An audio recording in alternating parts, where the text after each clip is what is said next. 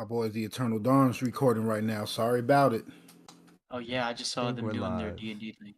Yeah, I think we're live. Let me see when Let's this is get it. gonna We are be. back. Our boys, the Eternal Dawn's recording right now. Sorry All right, about it. so Oh yeah, I just I saw think them we're doing their live. D&D thing. All right, guys, welcome to chapter 100 or So let's get it. We are back. 1150. We got a lot to talk about. I think it's been 3 weeks since we streamed. We're just waiting on Krow. He'll be popping in a few minutes, but we'll get started without him. We'll let everybody kind of jump in here into the stream. But there's, like I said, a lot to talk about. This was a big chapter, a lot of plot twists, a lot of crazy reveals. The last couple of chapters have been big too. What do you guys want to? What do you rate the stream so far, or what do you rate the chapter so far? I mean, we got a couple of chapters we got to chop it up on. I just I just remember, well, just to answer your question, if I had to rate this chapter here, I give it like a 9. Because even though I still feel the severity of the circumstance, I'm still not looking at. I feel like once Scopper fall down and tell them 3 boys that them dudes need to be handled up there, I'm still not really feeling, like this is too much for the trio to handle. I'm really disappointed in Jinbei, but if I had to rate the chapter just to keep that part short, I give it a 9. A lot of suspense, lot of unexpected stuff. Uh, Gunko, I'm not rocking with her in any way, shape, or form. I wasn't really big on the Gunko train to begin with, but now that she's about to put pain on my boy Colin, and she's affiliated with Brooke, man, forget her. But it's a strong chapter either way. Hey, come on. But chapter was pretty good. Love the whole emu reveal in 1149 and then even 1150. We did some crazy things with the devil's contract. In general, just a bunch of little pieces of information that we really need to like dissect and dive into to figure out what the hell emu's powers are. But other than that, it's a dope chapter. I'd say it'll start being 10 out of 10s once Luffy, Sanji, and Zoro and them start confronting everybody. But yeah, I can't complain for now. Everything looks good. The pace for the Elbaf is definitely much better than I expected. Yeah, it's like I'll give it a solid. I want to say a 9, but you brought up a good point. It's like I think even in this chapter they brought up Luffy and Sanji and Zoro, and every chapter that passes, I'm thinking, man, like the hype is going to be real when Luffy returns. Now at this point, when you bring in Loki, Luffy, Zoro, and Sanji, I'm assuming Shamrock will be involved. So I mean, like this whole conflict right now is already amazing, and just the thing that we're still building up to something a lot bigger is kind of wild. Oh yeah, you can see the building blocks even being placed, and Yeah. how Emu's talking about the whole war, like and like what they're gonna do entirely, rather than just specifically what's going on in Elbaf, especially with the Holy Land like being up in flames right now. I feel like things are gonna turn up pretty quick. Yeah, and I'm not gonna lie, I do like that Oda gave them a chance. Like Robin had a lot of big moments here, and Gabon to kind of just showcase Gabon's strength, and it's cool to see Luffy, Zoro, and Sanji kind of removed from it, so we could see more from the other characters. Um, but I think it's at a certain point you have to just kind of throw Luffy back into this. Oh yeah, Y'all, but we're saying it's good to see the other characters do. Nobody's doing anything. That's kind of true. Gunko wrapped up 5 people in like 3 panels, and Frankie is always putting in pain because that's what he do. But the Straw Hats are not looking like a Yonko. Imagine the red haired pirates going through this circumstance and daggone Lime Juice and Monster and all these dudes are just tied up talking about somebody help us. This is not the Straw Hats. This is not the strength that we thought we was walking into, yo. Well, They it's like they leveled them down I for the mean, final war, and I don't like. I'm very see, disappointed with Jinbei, and I can't even oh yeah, defend him at this point. It's like, especially with the last arc, and now we have this is even a worse performance than Egghead. So I don't know what's going on with Jinbei, but he needs to get his act together. Hopefully Nami. I mean, Nami was even confronting him about that. So hopefully Nami could talk some sense into Jinbei. but Jinbei needs a redemption, bro. I don't know how Oh, Oda's gonna do that, but he needs some kind You of know how moment he's in going to this do arc. it. You know how he's going to do it. But bro, it can't nah. be What some just splashing what just water happened with moment. Killingham? That's exactly it. Killingham and Angie. You know he got Nah, to bro. Hadouken some water over there and save the history, and that's gonna make Robin wet and Which everything. is funny. That's Like all he's gonna do, we already yo. It's had that sad. moment this arc too, and he might have to do it again. But Jinbei At this being point, reverted into like a water gun is just like, bro, what are we He is doing the I with know him? the firefighter fact of that the, he's a the literal Straw. designated firefighter is too funny for me. And the fact, oh, Jinbei, what happened to you, bro? You were so cold. Whole Like Cake you see, Island, he had everything going for him. He was literally like we were talking about. It's like KD to the Warriors. Jinbei going to the Straw Hats was so good, and then now it ended up like no disrespect to him, but Chris Bosh on the It's Heat, like like Paul doing George to all the of the Sixers. It's like unneeded like dirty work of the Straw Hats. Yeah, like picking up boxes and Vegapunk's like shit that we just need to take to Elbath. Like sure he did that in Egghead. Okay, he did that. Now in Elbath he's still not doing much. It's like come on, man. by the way, guys, make sure you like the stream. I see there's like 13, 14 people in here. Make sure you like the stream, share it out.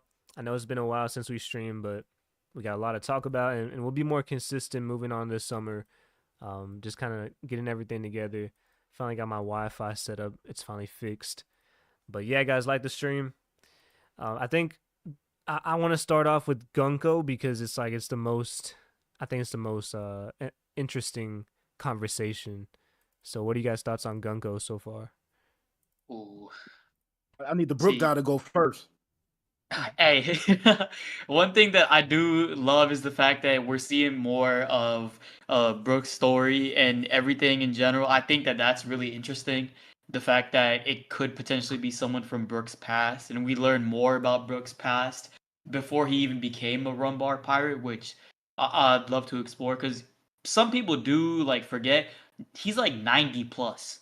He's old. Yeah. So he's seen a lot already in life, and I could easily see his experiences being culminated like into something that we need to know like context wise in the story because there's moments where Robin, Jinbei, Brooke, even Frankie sometimes where like the old heads of the crew like they got experience and sometimes they don't talk as much, but when shit goes down, they give context and it's like you could have given us this like 100 chapters before, but it's going to be important information soon enough. And one thing that I really did love more than the rest is the fact that Emu can take control of any person like that.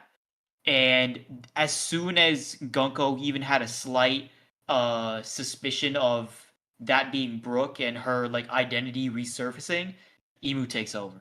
And I feel like that's as cold hearted as you can get. So I'm excited to see what Emu as a villain is gonna be like, but also excited for the backstory too for Brook and Gunko. I'm glad you brought that part up about the fact that Emu could take over people without their consent. Because I've been thinking up a theory that basically Top Man is the top one of all of One Piece, but like Emu's spell or whatever he's doing is just, once you take over the Top Man, you basically could take over the world. So it just makes sense that, Top Man ain't really want to be a bad guy. I saw it in his eyes. And now that we're seeing more of Emu's power, it was just something that he really couldn't control. But once he figure out a way to, dispel all of this, and we really get to see Top Man, listen, peak One Piece. I'm here for it. If Top Man somehow ends up being a good guy in some way, JJ, I'll give you credit for the rest of the story. Anything that happens, anything that happens, I'll be like, you know what, JJ got it. You explain the rest of the story, bro. Please. Oh, that would be insane. But I've heard a lot of people say a lot of different things about the about Gunko. I've heard some people say, the guy that was the captain of the ship before, Brooke took over. Maybe that could be his child. It was something in regard to like the names making everything kind of work. I really don't recall all of it, but I mean, Gunko has been interesting ever since you saw her playing that tone dial and actually connecting with Brooke. whoever thought Elbaf would be the Brook arc of, you know, back lore and everything. It's really interesting to see. But like once she had that devil tail coming up out her butt, like I don't even want to know what's gonna happen. I just need somebody to put her down so that Colin could be safe. Colin and Ranya could be safe, and they could start 2-piece. Hey. What do you think, Preach? Well, I think as far as Brook and Gunko goes, I'm also on the side of it being like it's probably either a clone or it's going to be Brook's daughter. I think those are probably the best solutions for it. But as far as this chapter goes, man, I think it's the highlight of the chapter. It's kind of funny because when Gunko was introduced, I was assuming Shamrock, and then I forgot what's the other name. The other Holy Knight. The one that Summers was killing Summers, him. yeah. So I was assuming Summers or Shamrock would be the most focused on as far as power wise and just really like they seem like they'll be more important. Gunko, I wasn't expecting this much importance for Elbaf, but now it's like this is a game changer, man. Like how is it that you have Dorian Broggy, two of the strongest giants? Oh, y'all And are live. now, My in a bad. matter of seconds, Gunko comes in and flips everything on the Giants. I mean, like, if we talk about Haki can be something that can counter the demon abilities, well, we know Dorian Broggy have Haki, but not only that, two of the strongest characters on this island, they couldn't do anything to even resist that power. So I mean, bro, this is like I don't even know what's gonna happen here, but that level of power is like. I mean, I've seen a lot of theories where they're saying the Oni giants were controlled and enslaved by, and that's why they were demons. But I don't know, bro. It's just like I have a lot of theories going through my mind right now. But Yeah, I got one too, but like I think something that everybody is missing is that when she shot him in the hand, I think that was using the blood to make the pact. I don't think they can just pop it up on people randomly. You know what I'm saying? Ooh, that's a Oh, good okay, one. okay. Yeah. If you go back and look, I mean, they shot Brock. I mean, I said they because I don't know if Emu. I mean, Yeah, they took off his hand, right? whatever. Yeah, and then if you heard when they was like, how did the other giants get caught? It must have been like they was in between Dory and Brugger. That's how they got caught in it too. Okay. And okay. so Similar I'm to thinking, like yeah, Naruto summoning scrolls, where like it's like a blood contract. You need yeah, that in order for it to work. Okay. yeah. I don't think they can just walk around. Hey, you mind not like? I mean, I don't think Emu would have issues with too many people getting them to bleed, but Yeah. at the same time, it's not just a matter of I see you, you're mine. You know what I'm saying? And So How y'all me fellas I just don't feel? want to one rule more that out though idea because in regards to what Crow was talking about, the name of the chapter being Domi Reversi. Like, there's a game on the other part of the world, whether it be Domi Reversi, I don't remember, but like, if you attack somebody and they have the same colors within a certain area, all those people end up being on the other side as well. So, That like you know, older. that sounds similar to the game that in Bleach. Y'all remember who? None of y'all. Who watched Bleach? Bleach, yeah, I can tell you about that. Oh my god, that's so crazy. I've only Anime watched a bit. podcast, and y'all ain't watched Bleach. Basically, there was like this little game that would play, and like if you had the same color, that's the only part of you could hit. I think that's what you're talking about, JJ. But yeah, it was Yeah. Shinsui, my gang. You know, for the Bleach watchers in the chat, these dudes some frauds. Just know that. Man, How I'm y'all like boys doing? 100 How y'all doing? episodes How y'all in, but doing? doing good. Just trying to chop it up, figured out what Gunko's backstory is. I know we've been kind of on Jinbei now, but I think I also said something where it's like when they're not even looking for Jinbei's strength at this point. He's Oh, a they're not. fraud. And like if they could have just controlled Jinbei, turn him into a demon, they didn't even try that. Juan Martinez, what's good, gang? Imagine this, right? My name is Sanji, right? Oh. And I'm trapped with the rest of the Straw Hats, and they like, man, what's Zoro and where's Luffy and Zoro, bro? We ain't got no fighters right now. Man, I ain't never seen that happen before. This man Jinbei over here tied up like a pig, finna go to the slaughterhouse, and they saying, "Man, only we had Luffy, Zoro, and Sanji. You not worried about this dude? Y'all talking he's stronger than Sanji? Underwater Jinbei, man, please get out of here, bro." It's Yo, we cooked. was talking about like, I can't remember which one of the misses. They was like, yo, it's kind of good to see the other Straw Hats getting some shine. I'm like, bro, ain't nobody shining right now. See, the whole like thing with this arc is that the Straw Hats are getting their ass handed to them, which is a good thing in my opinion. But like, because it's a reality check, but they're not doing shit It's really right just now. Brook and Robin. That's like the Yeah. focus of the Straw Hats right now. Hold on, I just realized I'm using my MacBook microphone. Nami's doing her usual thing of delegating, but not doing much. Usopp, Do I sound you know, different? a little bit higher, but I think you good. Do I sound better? I guess that's the question. Yeah. Yeah. You're good. So, does someone want to explain Gunko's power? Oh, Emu okay. or Gunko? Who are we talking about? Which one? See, if we talking Gunko, Hold on. I'm confused. Hold on. Forget all that. We're gonna talk about Gabon. I find it very interesting how we get some Gabon hype and can't nobody stream for these few weeks. What's up with that? Hey man, I'm the biggest Gabon fan right here. So No, it's crazy. We get a Gabon hype and all of a sudden OPU busy, man. What's going chat? Y'all see how they do? Y'all see how they I do told when y'all we I get was gonna some be out hype? in them streets. I told y'all about me. Can't nobody stream when we get hype for the left hand of the Pirate King. Do y'all think it was advanced Haki? Let's go ahead and talk about it. easily yes. Yeah, I think so. Yeah. It has to be. Okay, Otherwise, there's no way they're damaging Holy Knights. And then even Chopper, when he sees the Haki. I would say this. I don't think advanced Congress Haki is what you need to damage the Holy Knights, but I think Gabon was using it. Like, I don't think that's the only way to damage them. He was not playing around with him, bro. He was going all out. So yeah, See, if he has it, then yeah, he was definitely using it. Now, what do we think this means for? What do we think this means for Blackleg Sanji? Of course, I think he gets a Sanji it. conversation. You turn Gabon. See, it's like we want to talk about Gabon, but you turn it into a Sanji conversation. Yeah. We on that. Yeah. I ain't gonna even deny it. We on that. Yes, sir. What you mean? What you mean? You want me to say? Nah, that ain't. No. That's exactly what's happening, Big Dog. I'm not sure what it means for Sanji, but if it doesn't happen this arc, I don't know why it would happen.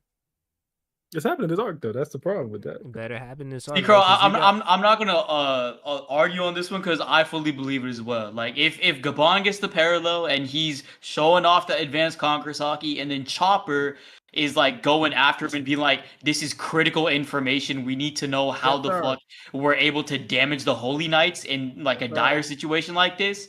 Then I feel like it's gonna get to the point where Sanji gets that boost. And then maybe the like other Straw Hats in training later on learn shit. Yeah, I think Sanji's getting Conquerors.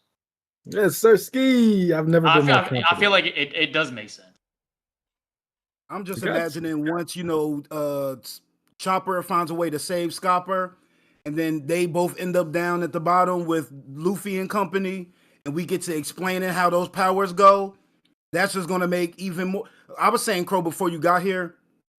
I think the panel at the end with the Dorian Broggy and all the monsters behind them, I thought it looked tremendous. But at the same time, I'm just like, when them dudes from the underworld decide to come up, it's still light work to me. I'm not really too worried about it. And then when you add in the fact that Scopper is going to be able to give them knowledge of how to defeat the Holy Knights, and them boys going to be able to put it into work with like the light work before they actually start having to do the real fights. I just think it's going to be curtains for these Holy Knights. I'm gonna say that. I think that the application, whatever it is that is going to take to damage the Holy Knights, it's not going to be so like Gabon. I can tell you what it is, but that don't mean you're going to be able to do it. Type B. You know what I'm saying? I think that when the Monster Trio plus Loki returns, they're gonna flex. I mean, it's still gonna be a dire situation. But I think that at some point in that situation, Luffy and Loki and maybe Zoro are going to tap into like a way where they figure out like, hold up, I just did something that actually worked. You feel me? But it's not going to be something they can do consistently until we know Emu is on a timer, right? The Holy Knight is in flames. So they can't stay here for good. So even if they are dominating what's going on, they're gonna have to leave. So as bad as it's gonna get, even when the monster trio comes, Emu gonna wind up having to dip out. That gives everybody a chance to recoup. I think the whole night's gonna leave with her because of the they obviously their military strength is needed. But when they leave, it's gonna be on some Vegeta and Nappa type, Raditz type beat where he's like, I'm coming back. We're coming back with more strength. We're gonna come back with Top Man, you know what I'm saying? In a certain amount of time. That gives the Straw Hats enough time to train, apply what Gabon is teaching them, and we go from there. And it also gives Blackbeard time to show up and take Loki's devil fruit. See, I think Let me that ask y'all what's really important. Oh, sorry. Go ahead, JJ. No, you go ahead. You go ahead. I can wait. Okay, I was gonna say I ain't trying that. to command the stream either, by the way. I hope I ain't come and take over. You feel me? Nah, you good. You always do. I was gonna say, I think Gunkimu, if that's what we're gonna call her. Emu in general, I know. This whole idea of using the Elbathian giants, everybody, Dory and Brogy flipping them over, and they're using Elbath's strength against itself is very important, but I think that it's more so to test Luffy. I think that obviously we're gonna get Luffy, Zoro, Sanji, Loki to do crazy shit in the next upcoming chapters, but I think that what Emu's main true goal is to see how far Luffy can use Gear 5 and like in a direct view. Like to see like his limits, to understand what he can do, and that's like the main plot line of the story so that they can understand like what to do from there. Cuz the last line in this chapter, like, let us bear witness to how they serve in the crucible of war. I don't know. I feel like, to me, Emu seems like just a leader, just using a bunch of chess pieces, like moving around with different figures, being like, okay, this person can do this person can do that. And then Luffy's the only true, like, conundrum in the whole situation, because he can do whatever the fuck he wants. So not everybody can be controlled. And I don't know. I feel like this is a whole test, a whole situation that Emu's trying to like figure out. I don't know. So then the next question is going to be how, because if you can reverse Dorian Brogy, right, demon form, can you even reverse a Gorosei's ability? Or are they like permanent demons? Yeah, I think once they lose their power, they die just like Saturn. We know that they sacrifice some lifespan, but since they're giants, that might not really be that big of a deal for them, right? Yeah. See, I think this is a temporary thing, or maybe it is like completely like permanent. But this might be a temporary thing, and the Gorosei like because that's what I'm giving thinking up their too. lives is an official contract. I'm thinking like Gunko has maybe a more like it's not as a powerful version of what Emu has. We're gonna talk about the fact that we know that Zoro and Sanji fighting Dora and Brogy though. You know, that would make a lot of sense. The hunting competition comes to an end. This all started in Little Garden, Zoro and Sanji beef. Full circle moment, we get to Elbaf, they get to take down the two biggest fish on the island. Yep, that does make sense. That's probably. I just don't know if Sanji's strong enough right now, though. I ain't gonna lie. Keep it real. I mean, I don't think they got it. No, I think they got it. And I just gotta know, do they got the immortality? See, I don't think they have that, bro. That's what I'm saying. I think if they got immortality, then yeah, we good. That's what I mean. There has to be a difference between what Emu, like an official Gorosei position, and then just like these demons, because I don't think every giant is gonna have immortality. That's fact. If you look at not Gabon, if you look at Brogy, which one is the one that was using the axes? Is that Dory or Brogy? That's Dory's the one with the. Well, the one that got his arm shot off. Brogy. Brogy got his arm shot off. Yeah. If you look at the panel where he's standing up holding the axe, his arm hasn't healed. So y'all right, he don't got immortality, but he's still controlling his arm. Like it's a big gap in his arm if you look at it. Did y'all notice that? Yeah. There's like it looked like it's levitating, right? It's basically, yeah. Oh, you're right, because even in the panel, the next one where he's just holding the axe, it like shows him fully gripping it, like at an angle, but there's still space between his like shot off arm. Yeah, if they ain't got the immortality, Zoro and Sanji got it, bro. They whooping these boys. So who's bigger? This how we gonna solve the hunting competition, bro. I mean, they said Gunko said in exchange for some measure of your lifespan, you'll receive an undying body and uncanny strength. So that lets me know like it's a limit to all of this. Yeah. That's how I interpret it. Maybe they like burn up that lifespan that they sacrifice in a way. Like it's like a gate, like a limit, right? Where like I sacrifice 5 years of my life, so I can only use 5 years worth of your power. You know what I'm saying? Versus the Gorosei, who've probably given Emu their entire life. So that's why they got kind of unmatched healing and unmatched stuff. You know what I'm saying? Does that make sense? Yeah. Or maybe it's in a sense like how much control you have of a specific person's life. Like if you give 20% of like your life to be controlled by Emu, whereas the Gorosei it's full 100%, which is why as soon as you disobey, as soon as you like go against Emu's orders, death. I mean that's what happened to Saturn. Hey, Jose, that's a good point, my boy. If we let's close our eyes for a second, y'all boys.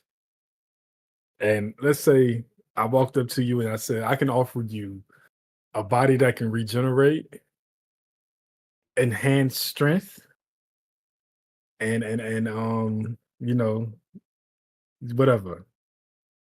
Are you talking to Emu or are you talking to Vince Smoke Judge? Because both of them can do the same thing. So Mm. It's always gotta be some kind of Sanji upskill. So I'm wondering if Judge actually gave the Vince Smoke brothers some ancient text, you know what I'm saying? Some ancient powers from the demon realm, you know? Nah. That's giving too Not much the other credit to balls. Judge. Judge the best scientist in One Piece. Come on, man. Nah, too much credit to Judge. Frankie is the best scientist in One Piece. Is he a scientist or an architect? I don't know. You know, I think the He's Judge everything. Judge created a clone army. He was I'd able actually to genetically argue modify both. humans. Because in order to actually make inventions of things like tech and robo shit that he does, you actually have to know both. And then, like, I mean, if To you make look a at ship Judge, bro, fly with soda is some scientific stuff. but we do that in real life. Not fly, but move. Not soda either, but steam power. Come on, man. Quiet. man. We ain't never done no laser beam, bro. Man, he had to steal Vegapunk tech for that. Low key a bomb. I fuck with Frankie. That's why I didn't bring up the laser because I knew he was going to say he was biting. But Vegapunk heard about that cola and almost lost his mind. Don't play with it. He said, "Oh man, that's cool," but whatever. We got more efficient ways to work. Whatever. Bro, there's never been a ship that can fly in One Piece. Frankie's the first. Is it really? Isn't there a ship called the Flying Dutchman? Maxim? What are we talking about? No, but that's like propelling and so. And then, plus, that's NL, whole different story, whole different ball game. I'm just saying, if I had Vegapunk's literal schematics, and I'm still using cola and shit, man, I don't know, bro. He seemed impressed. Yeah, I was wondering where this book just popped out of nowhere. This magic book. What are we? Is this? The more questions than answer is stronger than ever. Yeah, like is the devil fruit the book, or is the book just a byproduct of a larger contract type power? Like, what are we doing here? This seems to be massive, but Krow is crazy. The book got spells, and she got all the fruit powers. So let's say, does everybody with a devil fruit get that power from Emu? That would make a lot of sense. I think. Ask that again? I don't. So it's like every devil fruit power originates from Emu in a way. I think so. But like, I think it could be something that like they created and weren't able to control the replica, like how far it went. So that's why you come out with like Sun God Nika fruit. You know what I'm saying? So you know how like there's the devil fruit encyclopedia, right? Mm-hmm. I think that's what Emu's power is. Like her or their power is just that encyclopedia where they can just use any power. Malachi Williams said they are the original devil. That is fire. Malachi Williams, this is fire. So he thinks the book is the sacred treasure of Maryjois. That would be dope. Ooh. Shout out to Growth Stonks with the 5-piece. We back. Yes, sir. We are back. OPU, That's baby. one of the top man people, by the way. Let you know. Top man gonna be hype too by the end of this arc. Hey, you Nah, didn't man, hear I it, was but just we had some top man agenda early on. Monkey D. Dragon is packing that boy up. I'm telling you. we were talking about the fact that He might have already Emu been is back up able Loki. to Oh Emu yeah, is able to take. go ahead. My bad, bro. I gotta have this conversation. Go ahead. It really is just some foolishness, but I just feel like you need to hear it as well. But Emu is able to take people under their power without their consent. And then with Top Man being Top Man, I imagine like he was the strongest person in all of the universe, but then he wasn't able to work his way away from Emu's spell. And then once Emu had Top Man, he was able to knock Joy Boy out of there. I really think that's how the story's going to be told. I think we need to talk. That's you're right. That is foolishness. Is Top Man so special? How they walked in his trap and set it on fire? He wasn't there. Yes, he was. He been back for a while now. I think the Marijois being a land of fire, I think that's a metaphor. You know what I'm saying? Because Emu be talking differently. You know what I'm saying? He could have just been saying like, "Yo, we in trouble. I haven't had lobster all week. This place is going to hell." I think that's. I thought we saw a picture of. I'm pretty sure we literally saw Marijois in flames last chapter, right? I mean, I'm just saying. I hear all this. I'll go back to the chapter. I hear all this talk about Top Man and this and that, but it looked like somebody walked in his trap and took over his trap. Maybe Top Man ready to be the top man for real. You think he betraying and he joining the good guys? Or the good guys? No, Pirates? Yeah. I mean, that's the whole point of the story, Loki. But what was I gonna say? There's so many things in the story that like I think we really need to address in terms of like just being able to summon a gun out of nowhere. Like shotgun. Yeah. Like what? Has anybody used a double barrel in One Piece before? Not just that, but Emu also summoned like a knife type thing as well. So I think at this. Go ahead. I forgot GTA weapon wheel. That's the devil fruit. Exactly. It's a GTA weapon wheel. That's nuts.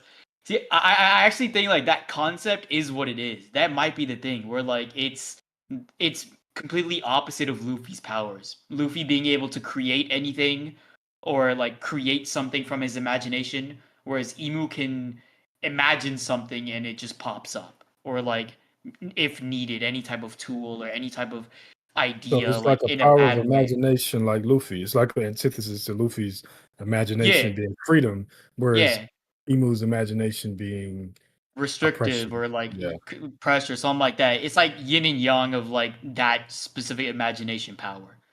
If you get Growstone say if you get a chance, check out his theory that Joy Girl recently turned to a video about Uranus being the Emerald City. I will check that out, big dog. I've been watching Joy Girl lately. I like the there's a video she put out recently I was watching while I was driving home, actually. I hope she cut the check, Growth Stonks. That's all I know. Hey. No, we didn't see Holy Land in the Sea of Flames. I was wrong, by the way. Yeah, I sure was scrolling. I'm like, geez. Nah, but I take Emu's word seriously. Emu wouldn't play around, especially with the Holy Knights about, the Holy Land being attacked. So there's probably a reason for that. Yeah, they was talking about like, that's probably linked to why Shamrock had to rush back, I guess, Either that or maybe them being here is the reason why it's attacked in the first place. The dragon be knowing, bro. Yeah, so like maybe y'all seen the last episodes of One Piece. Oh yeah, I've been staying away from it, man. Man, the guy by the joint was fire, bro. I ain't gonna cap. They were doing good with Kuma's backstory. Yeah. I ain't trying to have to deal with that, man. That mess with stuff to read. I don't know if I got a stomach for it. You said, did you dirty? Why you say that, bro? Is it because of the voicemail? Nah, I ain't gonna lie. I literally recorded the episode. I just gotta upload it. I gotta edit it. I got your voicemail. Trust. I answered your question. Episode 2 dropping this week. If that's what you referred to. Yeah. Also, hey, we're getting real active in chat, which is great, y'all. In the meanwhile, why don't y'all let us know your chapter rating? What'd you think? 1 through 10. I know Preach already got a poll up. Let's Happy see. Pride Month, everybody. Oh, okay. I'm Happy Yamato serious, month. bro. Oh my goodness, yeah, that was. I just want to go real quick back to 1148. The title of the chapter was My Girl Ranya. And I just need to say, Ranya had a top 5 speech when it comes to this story, yo. Definitely the best speech since Buggy popped off about Crocodile and Mihawk going for the One Piece. My girl just broke it down so simple. And I just, that still sticks out to me to this point. The part where she was just sitting there bawling out like, yo, I give my life to let everything stand. I think that's beautiful. But one thing I feel like needs to be said about that, if y'all just give me a second. Like, we have Vegapunk talk about, yo, why can't we like change people's like who they inherently are? This girl's a giant. These giants are warriors, and she knows, like, listen, she ain't never been raised to be like put the country over me, but inherently she knows if I gotta die to make sure things that matter preserve, I'm willing to give that up. And I just think that's another small little thing that Oda threw in that's akin to what we was learning in AK. You can't change who people inherently are. You could try to, learn a little bit better, move a little bit better, but sometimes I'm crazy because my daddy was crazy and his daddy was crazy, and it's just in our bloodlines. You know what I'm saying? Speaking of Vegapunk. Bloodlines. Oh wow. Oh. Go ahead, Krow. Vegapunk talking about, we can't say who was good or evil. It's bullshit because Emu was literally like calling themselves evil this arc. I mean, this chapter, like, what are we talking- demon, diabolical moves. What did this man Vegapunk read to not be able to come to the conclusion of who was good or evil? Is he really stupid? Like, what are we doing, bro? I mean, because like he probably read a lot of stuff, but it probably was really vague at the same time. When we look at that mural, there may be a point where the mural is just basically obvious, but as we read that mural now, we still can't put it together. And the people that made the mural, they knew exactly what they was trying to say, and we're still confused. So just because he's smart, don't mean he was able to put all the answers together. That's just how I see it. Maybe, but I was gonna say, speaking of in general, everything in regards to the transformations of the giants and whatnot, I think bloodline elements, and this might be more telling of the story with King Harold, is that maybe in the past, beforehand, Emu gave the giants the offer to, do this exact same thing, turn their souls over, or go into a contract where they become much more powerful in exchange of being controlled in a sense, like in sake of evil. And I feel like in order to pursue strength, that's what the Elbathian giants did. And because of that, they became Onis, hence the horns. And I think that's why maybe King Harold ripped them out, because once he learned the truth of Elbaf seeking power and strength over morality, maybe that's why he was so pissed at his bloodline. And then you get Loki, who's probably going to explain that more in closer in the chapters as we go on. So just want to point that out.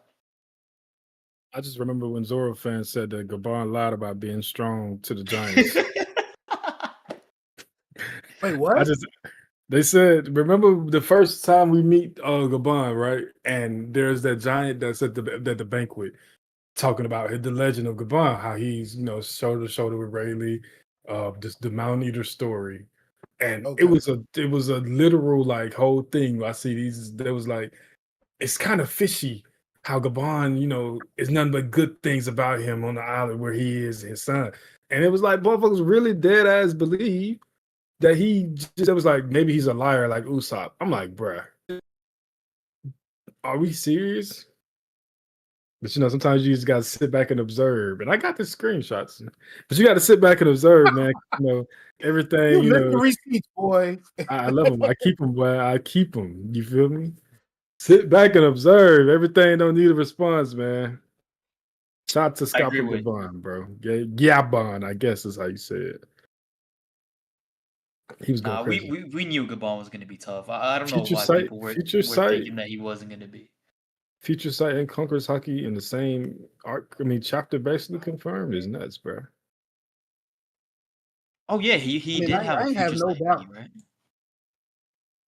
I feel like Oda been kind of telling us his future side is. I mean, his observation in general are kind of busted because he's been noticing shit all the arc that like Luffy and Zoro and Sanji and them have been missing out on. Like he Yeah. went to the castle in general because like, yo, I felt something crazy coming from here, and Luffy was there just because he was on some bullshit. So if Let me Zoro and ask you- Sanji are fighting Dory and Brogy, who do you think Luffy and Loki will fight? Luffy's together? going after either the Holy Knights or maybe Loki like helps him pick out each Holy Knight he needs to fight, or he goes straight for Emu. I don't know. See, like if we want things to be a lot more entertaining, I'd say he goes after Emu right off the bat. Yeah, I think That that would be exciting. like their bounties being 5-6 together is not accident, right? It can't be. So I think we're gonna get some where they actually work like straight crazy together. Like they might be like the perfect matchup together. Perfect duo, I guess. Yeah, because we Hope so. got to see what his devil fruit is, so it could be like a perfect. Mhm. Uh, And plus, him also talking about he the sun god. So yeah, basically, so all of them being together, like Luffy don't want to be god, but I mean the sun god, but he is. And then you got Loki, who actually does want to be the sun god. Then you got Emo, who is the devil. I guess I don't know. And what y'all think kind of damage Dory and Brogy's Haku's sovereignty going to do with them being powered up how they are now? Them boys, man, them boys might wipe their fucking island off. Yeah, that's gonna be on some Big Mama Kaido shit for real. Hey man, but when if our boys like Zoro was able to handle it from Big Mom and Kaido, who I still, if I'm power scaling, I'm still putting them over these two guys. handle is Sanji and interesting. Zoro mess around and block that and send it right back to him. When you say handle, what do you mean? Because oh,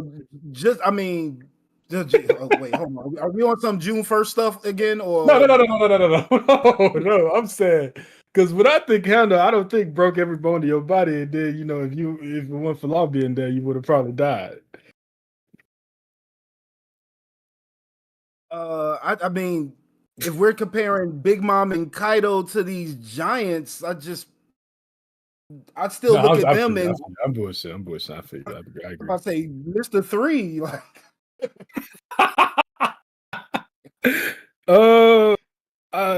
they're probably gonna do one next chapter, and that would be fine if that's how they arrived, right? Let's sovereignty. broke up. Oh, y'all got me? Like and subscribe. I'm still breaking up. Like and subscribe. No. You You good. good, man. You I was good. gonna say, what the hell, guys? It was Dory a and bit of an Brogy- emo glitch. Yeah, that's what. No, Oda, because I predicted the chapter. Yeah. Dory and Brogy do Hikaku sovereignty next chapter, and that's when the monster trio plus Loki arrive to block it. You know what I'm saying? Either they block love it, it. or like it just levels half of Elbaf so much that even in the underworld you can notice it. Either or. I can see that. Man, I ain't gonna lie. If them boys ain't noticed that Conqueror's burst from Emu, then they need to go to observation hockey school for sure. Oh yeah. 'Cause Or this they're is just ridiculous. too busy eating. Ain't that much food in the world. I'm grilling right now. Matter of fact, I'm gonna have to leave in a couple because food almost ready. I mean, see, Luffy, I can see the excuse for food, and maybe Loki because he's hella injured. But Zoro and Sanji, they need to detect that shit right away. Gots to, man. Especially Zoro, who been on edge all arc. He trying to find something to fight. Isn't that his mojo? That like, oh, as soon as things get like popping, I'm the first. Yeah, but we know he be on some fraud shit sometimes though. He talk a good game, man. But when it's really time for some shit, he just be around. This is lunacy. It is. We'll move with it. Pitchforks. Top-notch lunacy. This demon army looks nuts though, man. Because they My big like- as hell now. My thing is, we done seen Joy Boy let off the Haki knot. We done seen Emu, like she literally knocked out like 30% of Elbaf just yelling. When we gonna see I think Luffy going to bust out Conqueror's Haki and just knock all these dreams out. Is that too far-fetched? That's Like fine. if we could get if we could get Joy Boy to knock out the Gorosei and send them back to Marijois just when untying the knot, Luffy got to start flexing that Haki for real. Like, Yeah. Especially we ain't seen considering this this chapter, Killingham was like, I can bring him back whenever, you know what I'm saying? Yeah. So a fire way to neutralize that threat would be Luffy knocking him out. I would love that.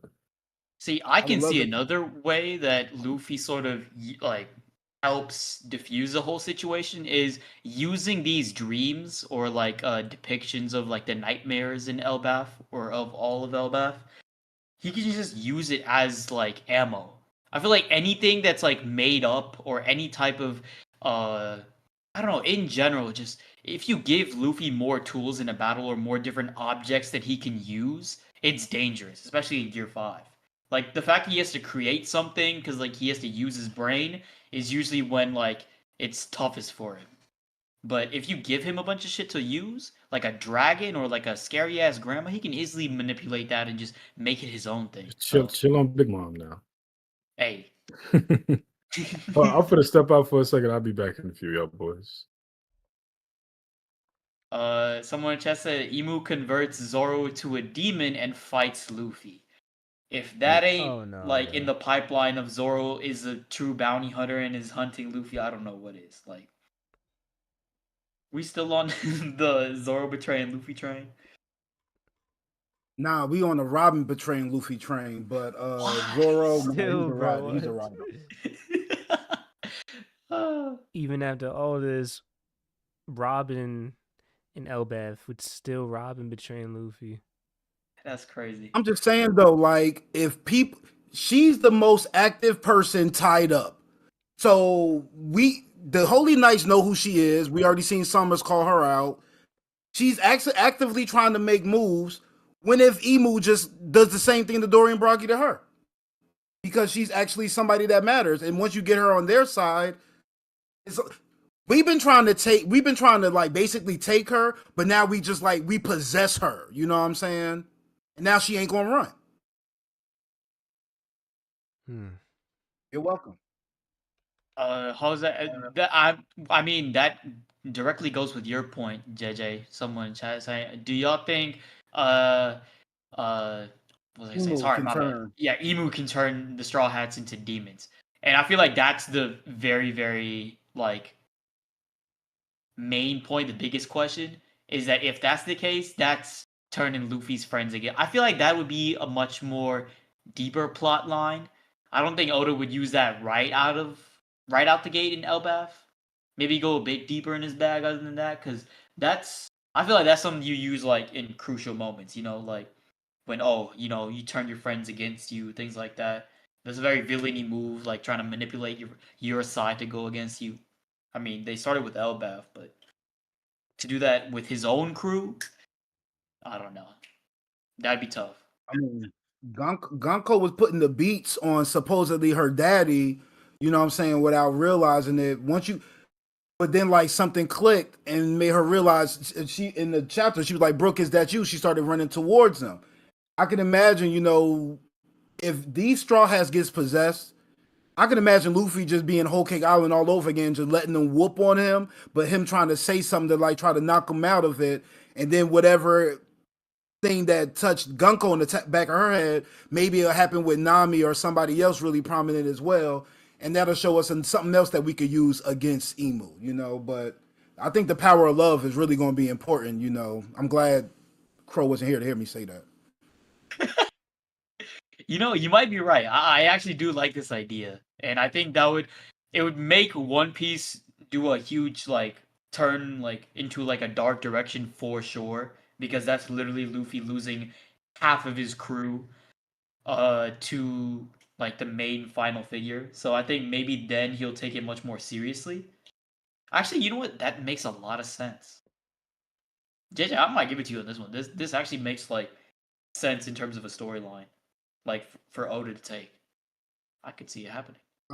We just imagine, the WP? giants or the giants that they took to have more, will or Haki than the Straw Hats that's tied up right now. So, I mean, just to see, the Straw Hats, test the will or the fortitude of Luffy and see how he react. that's definitely something that'll be interesting. But I just And remember, then I feel like the last 2-3 times we streamed, I was like, these people aren't moving me like that. Killingham Summers, they're entertaining, but they're not moving me like that. But how this story is moving these past few chapters, I'm glad to be proven wrong. I'm very happy to be proven wrong. yeah, I like that too. It's like I always wonder why didn't we see that in Dressrosa when we have Doflamingo, we have Bellamy. I always wanted to see Luffy go against like a controlled Straw Hat just to like see how he would react and everything. How he would if he had to fight against like a Robin or Nami or whoever, Sanji. Yeah. But that's kind of interesting if Oda was always planning some kind of thing like that for the ending of One Piece. And people I could compare easily Dressrosa to Emu, and there's supposed to be some kind of connections. So I mean, it's that's really like a cool concept. I always wanted to see it. Yeah, and it would more play into like only one in chat is saying the power of love theory, you know, trying to diversify it, change it up a bit. Love always being a hurricane. It's been foreshadowed throughout the story like for a while now. Like with And Garp saying it being a phrase in the East blue. So and then yeah, like we it would mentioned make a lot of earlier, sense. Robin, her foreshadowing to all this with her demon form, and then JJ saying like Robin would be the one to be betraying the Straw Hats. But it actually makes sense if you think about like that could have foreshadowed where now we have Robin like an actual demon version of her. Mhm. Then Robin was the one when we met in Punk Hazard. Like, you can't pirates be quick to switch up on pirates. Are you going to switch up on me, Law? Nope. And that was just all he needed. But let Robin end up being the one sides, even whether it be involuntary or not. Yeah. Yeah, I don't think Robin will ever betray Luffy, but if it's not her choice, it's like forced upon her. Yeah, I can see that. See, now that we dive into this topic, what do you guys think would be the designs or the general personality traits of the flipped slash demon Straw Hats? I mean, I think we already got Well, I Robin. think Zoro's Uh, would be dude, that would be like, I Zora's mean, would be insane. because Zoro's already this cold-hearted like And savage of a man, and then you give him some demon aura. It's like, wow, bro. And you know, he already has a lot of this demon type I think it's like demon names for his lot of his attacks. And then he like taps yes, into Yeah, sir. Ashura. those demon Oh yeah. Ashura things. Yeah, so I think Zoro would be sick, bro. Like that there's some characters would be goofy for sure, like Chopper, but Zoro would be I mean that bro, Zoro that'd be like a Bleach character in One Piece. See, in my opinion, I'm living for the goofy ones because I think that you see the personality flips between Chopper, Usopp, Jinbei, Frankie even. Like you see their whole personality turn around. That would be a mind fuck for Luffy if he has to Yeah, fight that. for sure. Yeah. I'm trying to think. And Yeah. daggone Zoro, I feel like it was when he was fighting King in the anime. They did like something where they just looked at his skeleton and he just happened to have like some horns. Do anybody recall that? No, I Like don't he remember. literally, I don't. Man, I got to see if I can search this up and send it to the Discord. Link in It the was description. But King. You said King versus Zoro. King versus Zoro. I'm not sure if he got electrocuted or something, but there was Oh, some I do reason remember that. they Yeah, yep. they decided to show his skeleton or something, and then he just ended up having some horns, not similar to Loki's, more looking like King Harold's. But yes, sir. Yeah. I mean, that does make sense. Plus, the whole outfit beforehand, like when they came onto Onigashima. I'm trying to think, but who else would be devastating in that demon form? They're trying to break Ya rule. Who else? I Chopper mean, it could would be be very cool as long as it's like a monster point version of him. yeah. Loki, No one will I be like. worried about Usopp at all. Oh yeah. Although it'd be funny to see, he'd be least threatening for sure. Absolutely. Demon Usopp would just be Steph Curry. Hey, Jinbei would be that would cool. That's actually be funny. funny. But I mean, like if you fighting a Luffy or a Zoro, that future sight, they seeing everything you doing, Usopp. So you real useless. Yeah. Honestly, Usopp is gonna start needing to pull a Steph Curry at this point because he's getting too stale. Like he can shoot, but he needs to start learning how to dribble.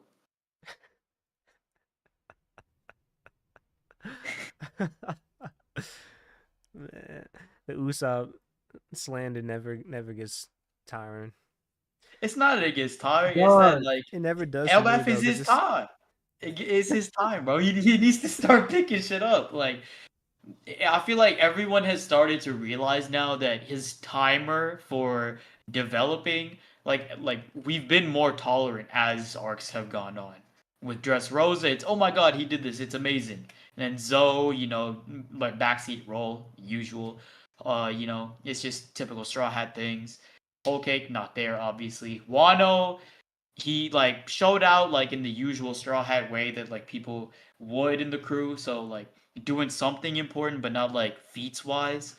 Like it was like okay. Then Egghead, not too much either. And then now it's Elbaf. It's his time. I mean, people start to lose patience. So I mean, it makes and the sense. crazy. Must have There's forgot when not even Usopp knocked out a all those hint people at with anything with Conqueror. Usopp. Yeah, that's crazy. I I mean, al- he got to Elbaf and started talking a little crazy to the Giants, but other than that, there's been like no kind of moving forward in regard to anything. Like I remember once these nightmares came out, he was like, "Yo, we'll fight too." Like his legs were shaking when he said it, but he said it, so that's a start. But yeah, not a lot of forward progress when it comes to Usopp. Sad to say, I'm still riding with my guy though. Chat, let us know, like, in general, like, not what even. suggestions or things you would see from Usopp or what you would want to see in his development. Because obviously the hockey route or, like, him trying to learn hockey would be, like, ideal. But I think he just needs something new. He's still stale with his slingshot.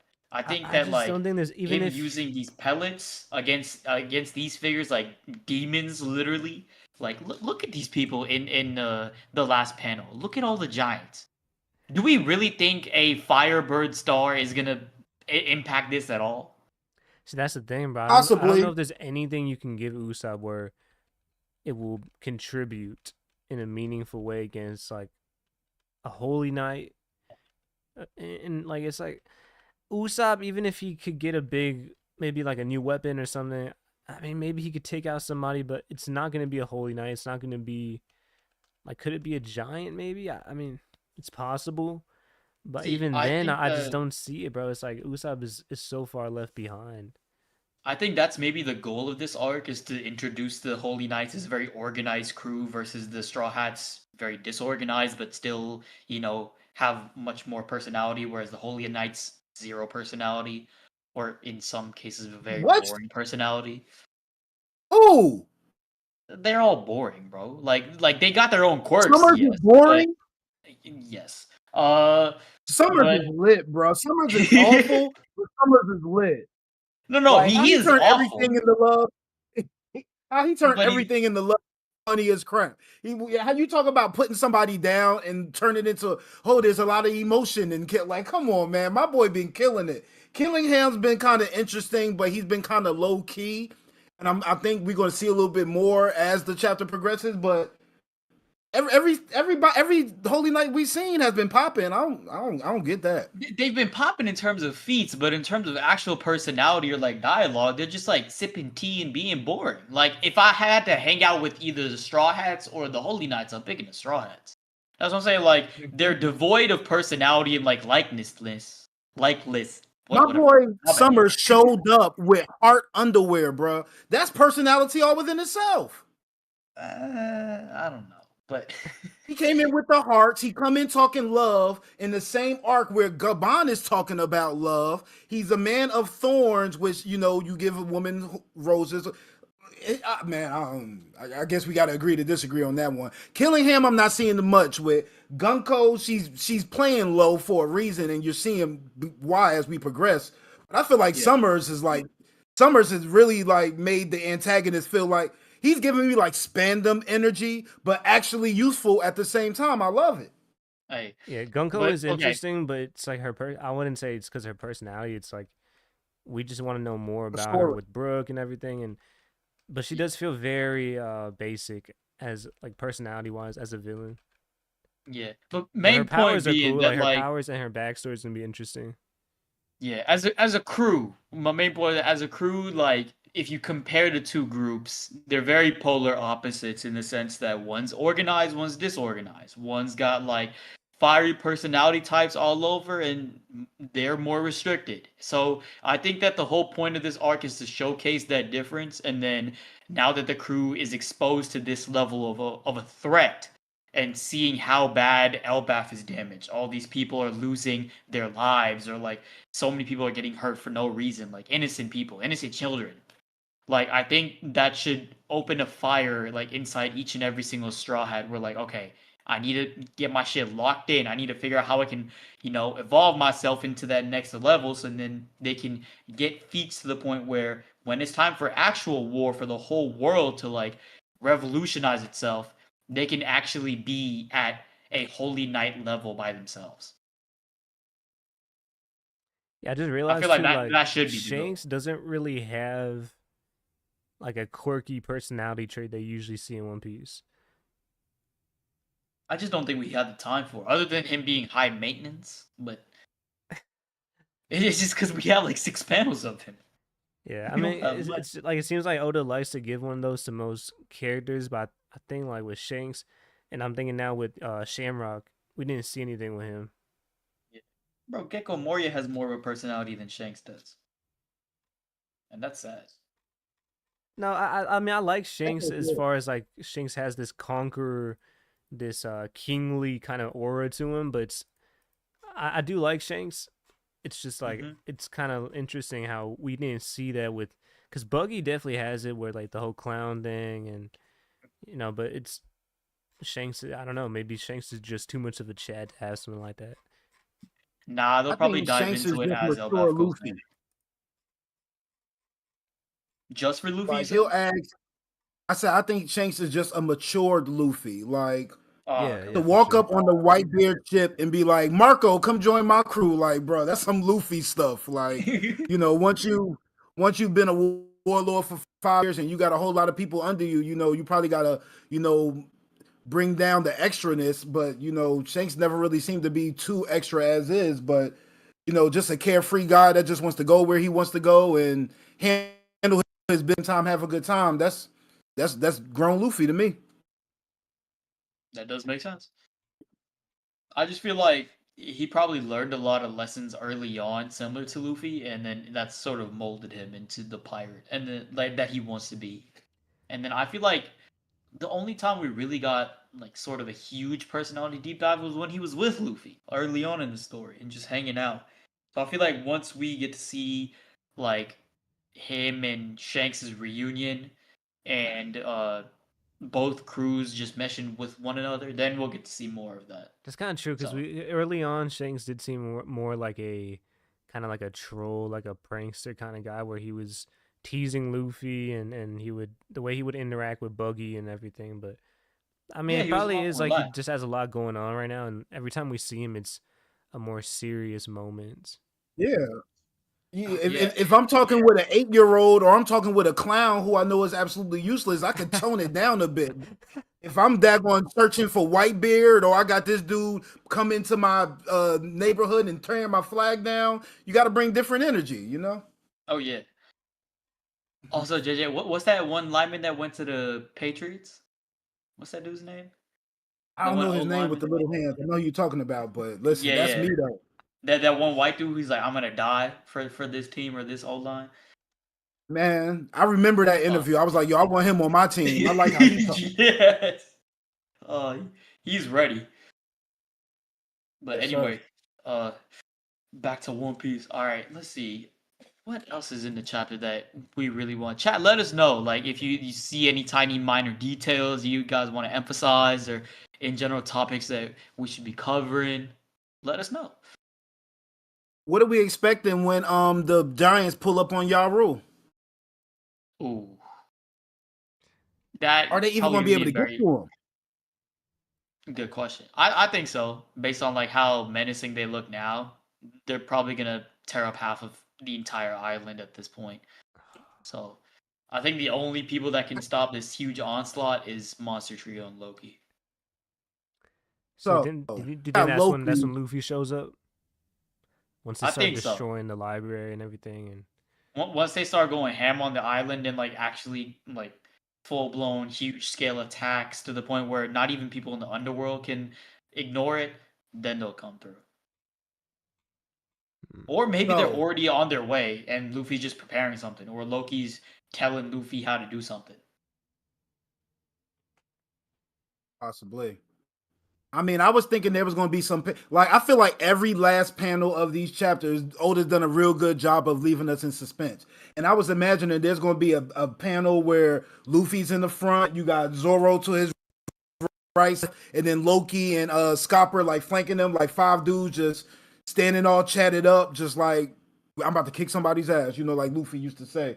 But I just imagine, Gabon was making it a point like I need to go do something at that library, so maybe he doesn't, come back up to that realm with them. Maybe he goes to the other side and they divide and conquer. But I wanted to ask y'all, Loki looking monstrous compared to other giants. We got Ja Rule looking monstrous compared to other giants. Now we got Dory and Bragi right after this thing happens to them looking monstrous compared to these other giants.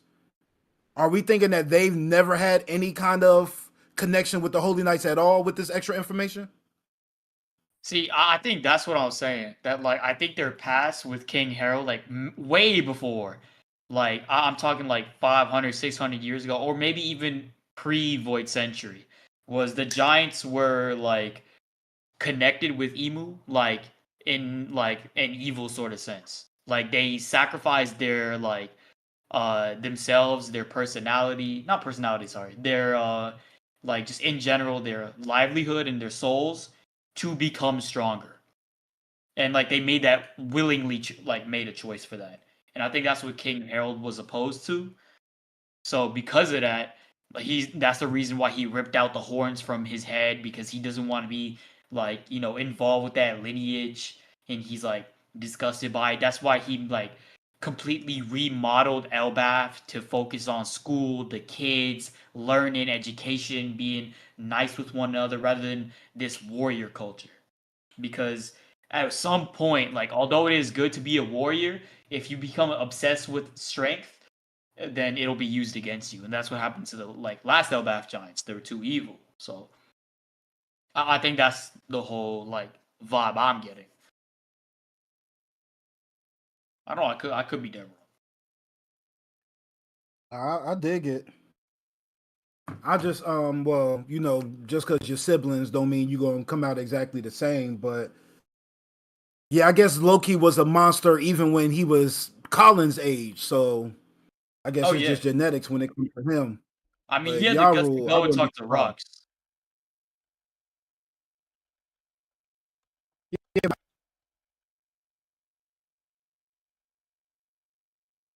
Was that me or? Oh,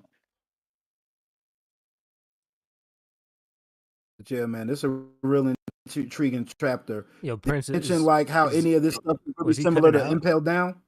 yeah, a little bit. Am I? Yeah, I think he was cutting out. Like this I stream, was double y'all. checking to see if it was my Wi-Fi or something, but I think it was you. But y'all can hear me. We can hear you now. Yeah. We can cutting out a Okay. bit. Chat, let us know if it's cutting out for you as well. We can try to fix that if it is. But you guys Did want you to? guys see the comparison between the what happened with Dorian Broggie, or actually what happened with I've been hearing a lot of Impel Down talk coming Mers and his attacks when he was fighting Scopper, and then also with yeah, I'm trying to find it as I'm talking and took a screenshot Yeah. of Talking Impel Down. I've been thinking it's an interesting connection with the demons and you know, they all had those demon horns and demon designs. So it's because I remember when it was revealed there was a Oni race, and people are saying, well, how does Gecko Moria fall into this, and how does Impel Down and all these horned creatures and horned races? So I think the Oni giants for sure are their own thing, but then what if these these people who have like horns and demon designs are something where it's like their ancestors were maybe connected to Emu or people who were affected by Emu's abilities. So I think there could be something there. I've also seen theories like maybe there's. I think Prince, you told me it was like a demon realm or some kind of dimension of like an island or dimension of demons. Yeah, I think that like it's a popular theory going around that the whole Florian Triangle and all these different demons like spawning from there would make a lot of sense because Yeah. pirate stories are in general like the Bermuda Triangle in real life. So like everything, including the last parts of Thriller Bark, where supposedly the Straw Hats were in danger, but they got saved due to plot. So because of that, maybe like the evil was like really spawned in from there, and that's why we got emphasis on Brooke, a skeleton who can talk, like a pirate coming back from the dead, now has demon or soul powers. You got an Oni giant popping up. You got Gecko Moria controlling people with their shadows, pretty much taking their souls, pretty much like in the sense that they can't go back out into the sun and into the light. That he pretty much controls their lives. So all of that like being them originating from the Florian Triangle as like I don't know, just spawns of evil. Yeah, What's up, fellas? I know you was gonna say something, JJ. I didn't mean to cut you off. I was struggling anyway, so I appreciate you picking up the ball for your boy. What I miss? We're just gonna kind of going in different theories and predictions for the next chapters. But guys, make sure you like the stream. Krow is back. We got 19 people in here. Let's get a couple more likes. So we were just talking about Impel Down and the connections, but like, what if the demon realm could exist in One Piece, the demon race and things like that? I find it interesting how it's like I think it's all linked to like if you look at some of the prominent, powerful characters in One Piece and Advanced Conqueror's Haki usage, a lot of the attacks have heavenly or celestial linked names. Not celestial dragon, but like like planets and like stars and heavens and space. Yeah. Like Divine Departure, Galaxy Impact, Futenraku from Gabon meant like Heavenly Symphony, Act Symphony or something like that. But then if you look at like Zoro and Sanji, it's about a bunch of demon stuff, right? Ashura being a demon, Zoro, Sanji with the Diable Jambe stuff. I think that at the end of the story is gonna all come down to that. But it's interesting how it's just flipped. Like it seemed like in Roger's era, it was like the good guys got like the heavenly names versus in Luffy's is we got Diable Jambe, Ashura, and all that. That's just I don't know. I'm just talking, but just something I noticed. Yeah, I mean, well, Joy Boy, they call him like the most. I guess like I would assume he's looked at as like a demon, right? Like he's looked at as the most evil man in history. Yeah, and the D clan being the natural enemy of the gods, which you would assume are demons Yeah. Yeah. So or the devil. it's gonna come down to some kind of I guess it makes sense too. It's gonna be like a religious history where that's how it was interpreted throughout time. JJ, I see the panel. Speaking of demons and stuff, the panel that you sent, it's an Impel Down panel where the prison guard is saying once in a while prisoners go missing from Impel Down. It's clear that they haven't escaped, but these are prisoners who aren't able to move, but suddenly they're gone. They call it the demon's invitation. And then it's the exact same thing where like now we look at Brogy and how he turned into the Oni giant. And then I think that if you also look at Gunko's backstory, right? I don't necessarily think it's Brooke's kid, but I think that maybe it's like Gunko was an orphan of some kind, and like the crew sort of adopted her and like brought her into music, and then uh, you know, they're trying to explain like their dreams and whatnot. So, because I think that Emu, what they would do, like in order to heighten their numbers and heighten like an army of some sort, is to just find people that are like, I don't know how to say it, like ostracized. My bad, ostracized from just society to the point where nobody would give a fuck if they disappeared, and because of that, they can just do whatever they want to them. So prisoners, orphans, like random civilians that nobody's attached to, you can just give contracts to them, make them manipulated to the point where they become holy knights, like large status figures, just for Emu's bidding. I like the oh, what are we doing? Can y'all hear me? Yeah, Yeah. okay.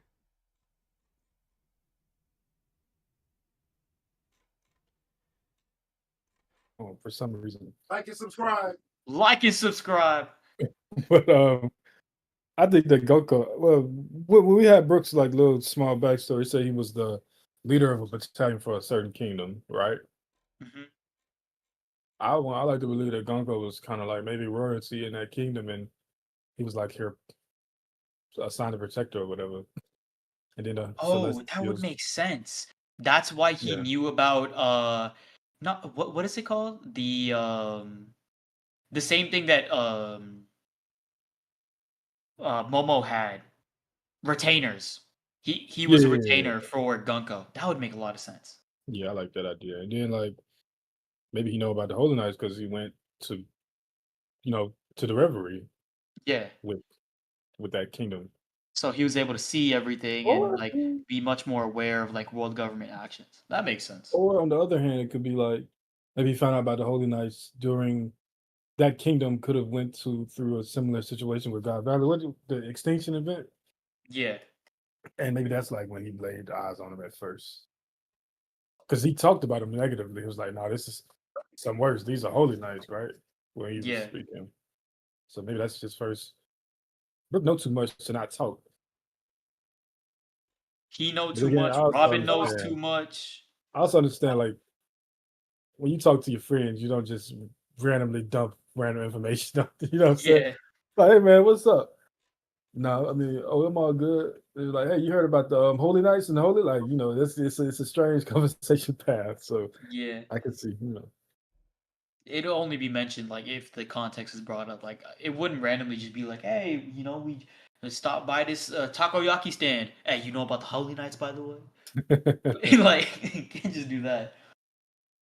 So yeah, I can see what I mean. Some stuff like should be brought up, but I can see why the Holy Knights never get brought up. I really think Robin is the one that should do more talking. To be honest with you, There's so many things Robin can talk about, but just chooses not to. And I like truly maybe believe Luffy, it's to Dad, keep the It's plot of Oda's, One yeah, it's Piece. Oda's decision where he's like he doesn't want Robin to I'm just fully leak convinced that information. Robin knows 99% of like the entire One Piece story, but she's not saying it solely for the purpose of two things. One, Luffy's adventure and journey, because he himself wants to like not know what's going on, even though Robin already does. And obviously Oda to keep writing the story. reaction with the man marked by flames thing. That makes me think that you know about the man marked by flames. You know what I'm saying? Yeah. Yeah. And then all we see is like like a question mark or something. Like, why Actually, can't we 6. see Robin's actual thoughts? But I get Mhm. it. He doesn't want to reveal everything. He wants to hold it out. But I'm thinking with the rest of Elbeth. Do you guys think? All right. Do you think Shanks will return at this point or no? If they do like a break where they train and stuff, time has to pass because if he come back now, it's like he left the island and came back to the like I don't a think day now. Yeah, later I don't type think shit. anytime Yeah. soon. But Yeah, there's like a little gap where they train and time go by after you come back then. See, I don't know because right now Shanks is actively hunting Blackbeard, right? Yeah. And we don't know how that's gonna turn out. So it could be either extremely good or extremely bad. Because obviously people have the whole like, oh, Shanks is gonna die because of Blackbeard, and then Shanks never gets to meet Luffy, and then Luffy goes berserk and goes after Blackbeard, and then everybody else as well because he never gets to return the Straw Hat. But Yeah, I just that's the worst situation. But I just don't think there's any better place where Oda could do a Shanks and Luffy reunion. yeah, I'm not. I feel like Elbaf is the Maybe only like place. a Lodestar thing. Like I think this is probably the perfect timing. I don't. Is Shanks literally hunting Blackbeard right now? Is that what we think? Yeah, I don't think he's doing it right now. I think when he dropped by I don't Wano, think it was so. like Yeah, when he dropped by he Wano, it done was did like two, three just in things case. since then. Yeah, he's like just in case Blackbeard here, let me go see. But I don't think he left Elbaf looking for Blackbeard. no, I think the If he was whole looking for thing was that Blackbeard, he wouldn't have went to Elbaf. no, as Well, soon as he went to Elbaf or like was leaving from it, he was hearing from his scouts about what Blackbeard's movements were and what they were doing. I'm pretty sure, I mean, it and then that's when was Kid showed up, and then the whole Yeah, Kid he was like, it I debacle. was thought he would. implied He that was like, I he thought he went to would be in Wano to Wano. find him, but yeah. So Yeah, I don't yeah. know. I mean, yeah, you can say it. You can say he's looking for him. Because like I I do just think he think wanted to that find it. Shanks is And now he one got step 3 away. poneglyphs. So if he got 3 poneglyphs, now I can imagine what he'd be like. Fuck Blackbeard. The whole I'm kid. trying to go find the One Piece. You know what I'm saying? Yeah. But that also stems from the fact that does Shanks himself want to find the One Piece? Like, does Shanks want to find the One Piece for himself? Well, he said he did, Or right? So we gotta He said, let's assume. claim the One Piece. yeah. Yeah, he's. 'Cause I'm still on the train of like maybe Shanks knows that the One Piece is not even supposed to be for him in the first place, but it's supposed to be claimed by someone that he's okay with claiming, if that makes any sense. Like I'm of the obviously idea. Luffy, Straw Let's Hats, say, or I think that I'm a, Roger told him that maybe like somebody with the Nika fruit will have to awaken it. So I think my whole idea has been that Shanks waited for this to happen. And now that it's happened, he's like, okay, I'm gonna prove Roger wrong. Like, there's somebody with the Nika fruit, but I'm still gonna find the One Piece myself. yeah. I think Honestly, Shanks that would be sees enough movement in the world to know like we got enough people strong enough to be able to do things where if I start leading them the way to the One Piece, they'll be able to do things after me. I think Shanks wants the One Piece to be found, and I think he knows more about it than everybody else, so he's going to play a part in helping it be found, but I don't think he wants it for himself at all. We see. still agree Wait, the checkpoint hold theory. on. No. Crow. That okay. I'm not gonna lie. If that happens, uh, that is over whatever Eisen plan, Madara plan.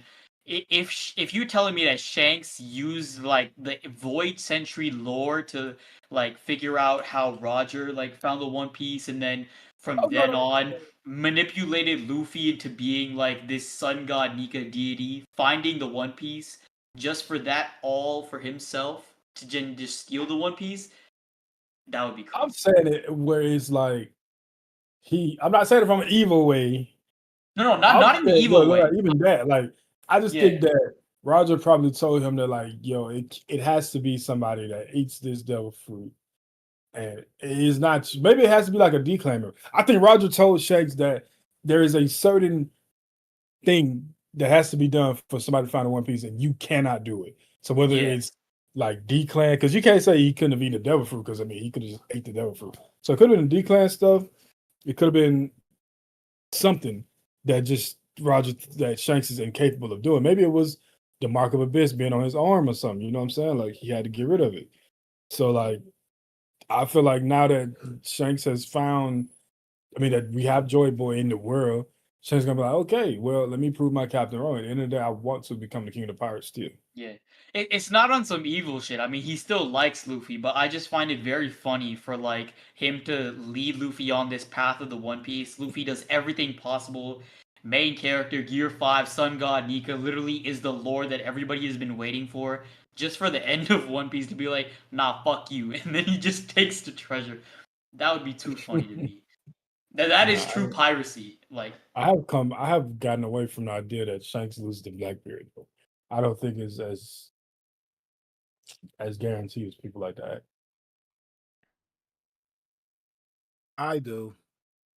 Now that we got all like the Figureland and Shamrock or whatever stuff, I just think his story has way more than Blackbeard in it now. yeah, I think that the depth of his story really goes more into God Valley, which is why I think we got part 1 of God Valley flashback with Egghead, and then we're gonna get part 2 of God Valley flashback But encompassing could we fight, see rocks, everything with Elbaf. could we see Yeah, we can get it Shanks from defeat Gabon, literally from Figureland the horse's mouth. and then still lose to Blackbeard? No. I think he's got to get a definitive fight victory. Like Kid was like, just some play shit. Shanks is gonna have a victory, or if he does lose to Blackbeard, it'll be in a way that he Shamrock is leaves gonna weaken him. looking better. Or yeah, like it can be like Shanks got nerfed, so that's why he lost. Blackbeard can like pop up and like take advantage of like the That's situation. it. I don't think Blackbeard is going to flat out beat Shanks in the fight. Like Because I could see Never, Shanks nah. beating just don't think Shamrock so. or Figureland and then moving on to the Blackbeard fight after. And then I think maybe Shanks, Blackbeard, Shanks' mom definitely has red hair. or maybe Blackbeard Blackbeard defeats finding some him. low hanging fruit. Yeah. Oh yeah, that's But I also Blackbeard's don't know, game. like Blackbeard don't like he feel like everything he does is to benefit him at the end of the day. So like what we gain from taking out Shanks? Actually, one question I did want to ask, and I think it really Well, does I think it's change a the matter if he perception of the knows that story. Shanks is trying to fight him at this point. Like he knows it's gonna come a time where he has to face Shanks. Yeah, that. And do we think Blackbeard knows Emu exists? I think listen, I saw a theory video from a smaller YouTuber who I should have sent to the Discord, and it was fire. And the idea was that with Cavendish and Hakuba, right? Mhm. When he go to sleep, Hakuba takes over. Mhm. Blackbeard has that same situation going on with Rocks, but that's why Blackbeard doesn't sleep, so he can not let Rocks take over. But I think at the end of the story, like it might be like Rocks just like, what, fuck that, this is my shit, you know what I'm saying? That would be. Oh shit! Because Luffy's like it was. I gotta find the video, bro. I gotta find out. It was a fire video, bro. that would be such an insane thing if like Rocks negotiated with Emu that I should still like be a pirate in some way even after I die.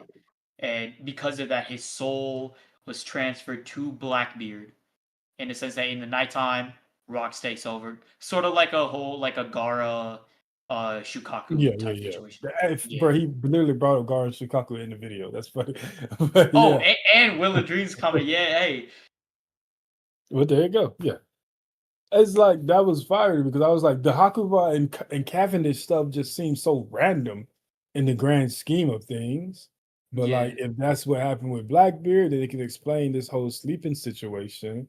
Why he just stay. And then you remember when Ace first pulled up, he was like, I heard people from winter countries don't sleep or whatever. And we first meet Blackbeard in a winter country, I think, right? Or we first hear of him in a No, way. Ace didn't say that, but who was that? Who was that said that? Luffy? That was No, Luffy talking to Sanji. Luffy said it. Yeah. Luffy was talking to Sanji. He was like, heard people from winter countries don't sleep. And then we first meet Blackbeards in the winter country. And like the idea that he just doesn't sleep because he doesn't want Rocks to take over is cool. But I think at some point, him and Rocks probably gonna start working together or maybe they've already started working together, but he still just doesn't like surrendering his body to him because Yeah. I don't see you not liking somebody and naming your ship like the Saber of Zebek. Like, you know what I'm saying? That would be backwards.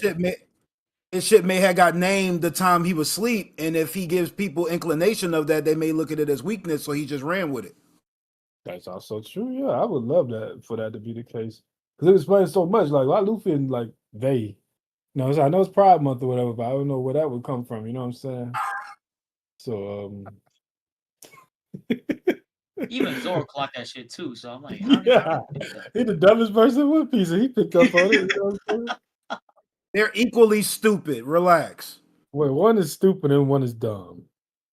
Okay, I'll let that See, slide. this is why I find One Piece so funny though, is that they gave the imagination fruit and something that you need to be like very creative and like a genius for in order to use it to its full potential. They gave it to the dumbest fool in the entire verse. That's why I find One Piece so funny. Is that?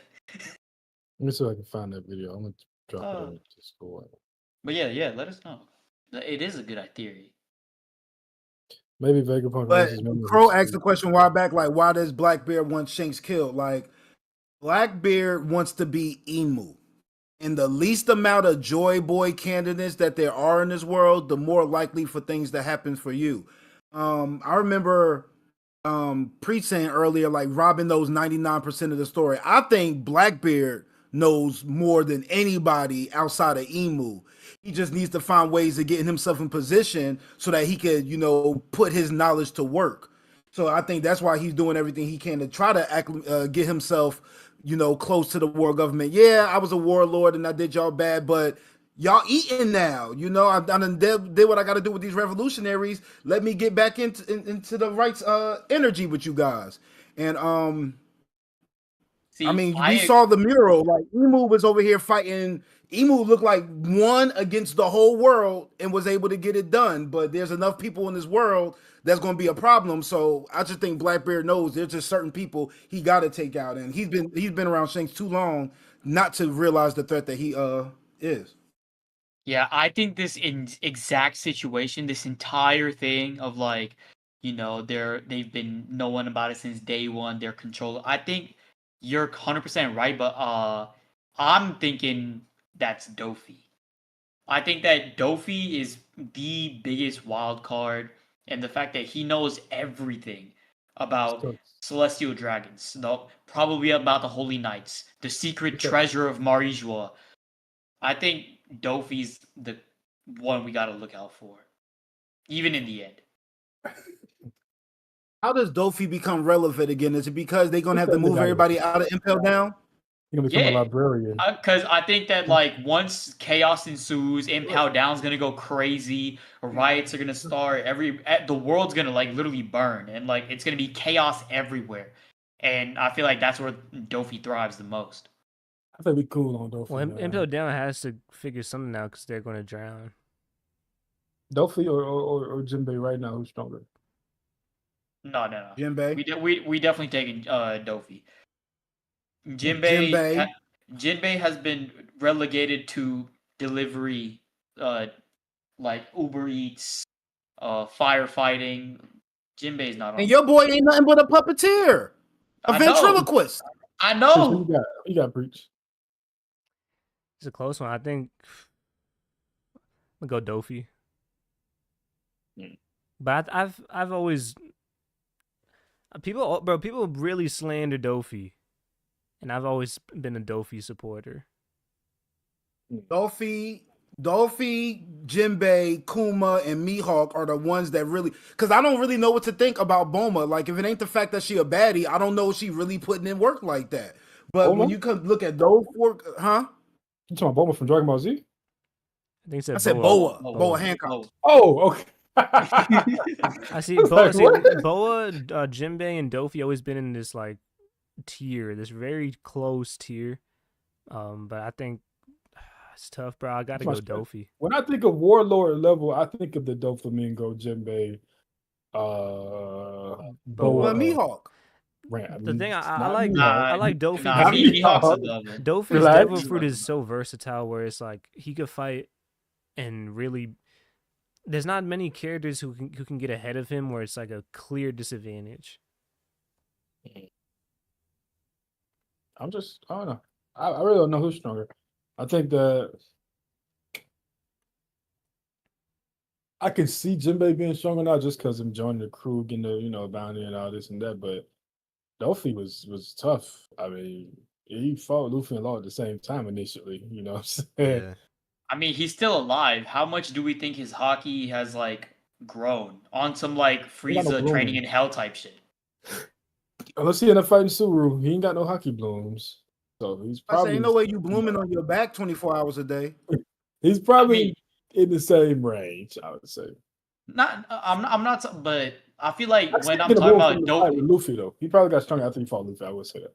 I think what I'm trying to say is like his main danger is not him in a physical sense, like his feats, but more so him mentally like controlling the entire situation of No, chaos that we're about to see. I just said I'm just trying to see, can I see Doflamingo re-entering the fray without being a certain strength? Even if he can work mentally or whatever, but like we got Because our back I there. genuinely think that like at some point it's gonna be throne wars in a sense that like every man is for themselves and it's gonna be some type of, maybe it's the mother flame, maybe it's some kind of power that anybody has access to, or like to the point where it's something groundbreaking that every but like literally One Piece level of mythology and power that anybody can use to their advantage. And I feel like if it gets to that point, Dofi's a top tier contender for scariest people to be in that fray. So All right, let's Doflamingo. Okay, yeah, yeah, warlord level, right? Well, I think this will be fun. Let's spend a little time defining the power levels in One Piece. Oh no. Right. No. It ain't gotta be 100%. I'll just say, you got Yonko level, Admiral level, YC1, YC1 plus.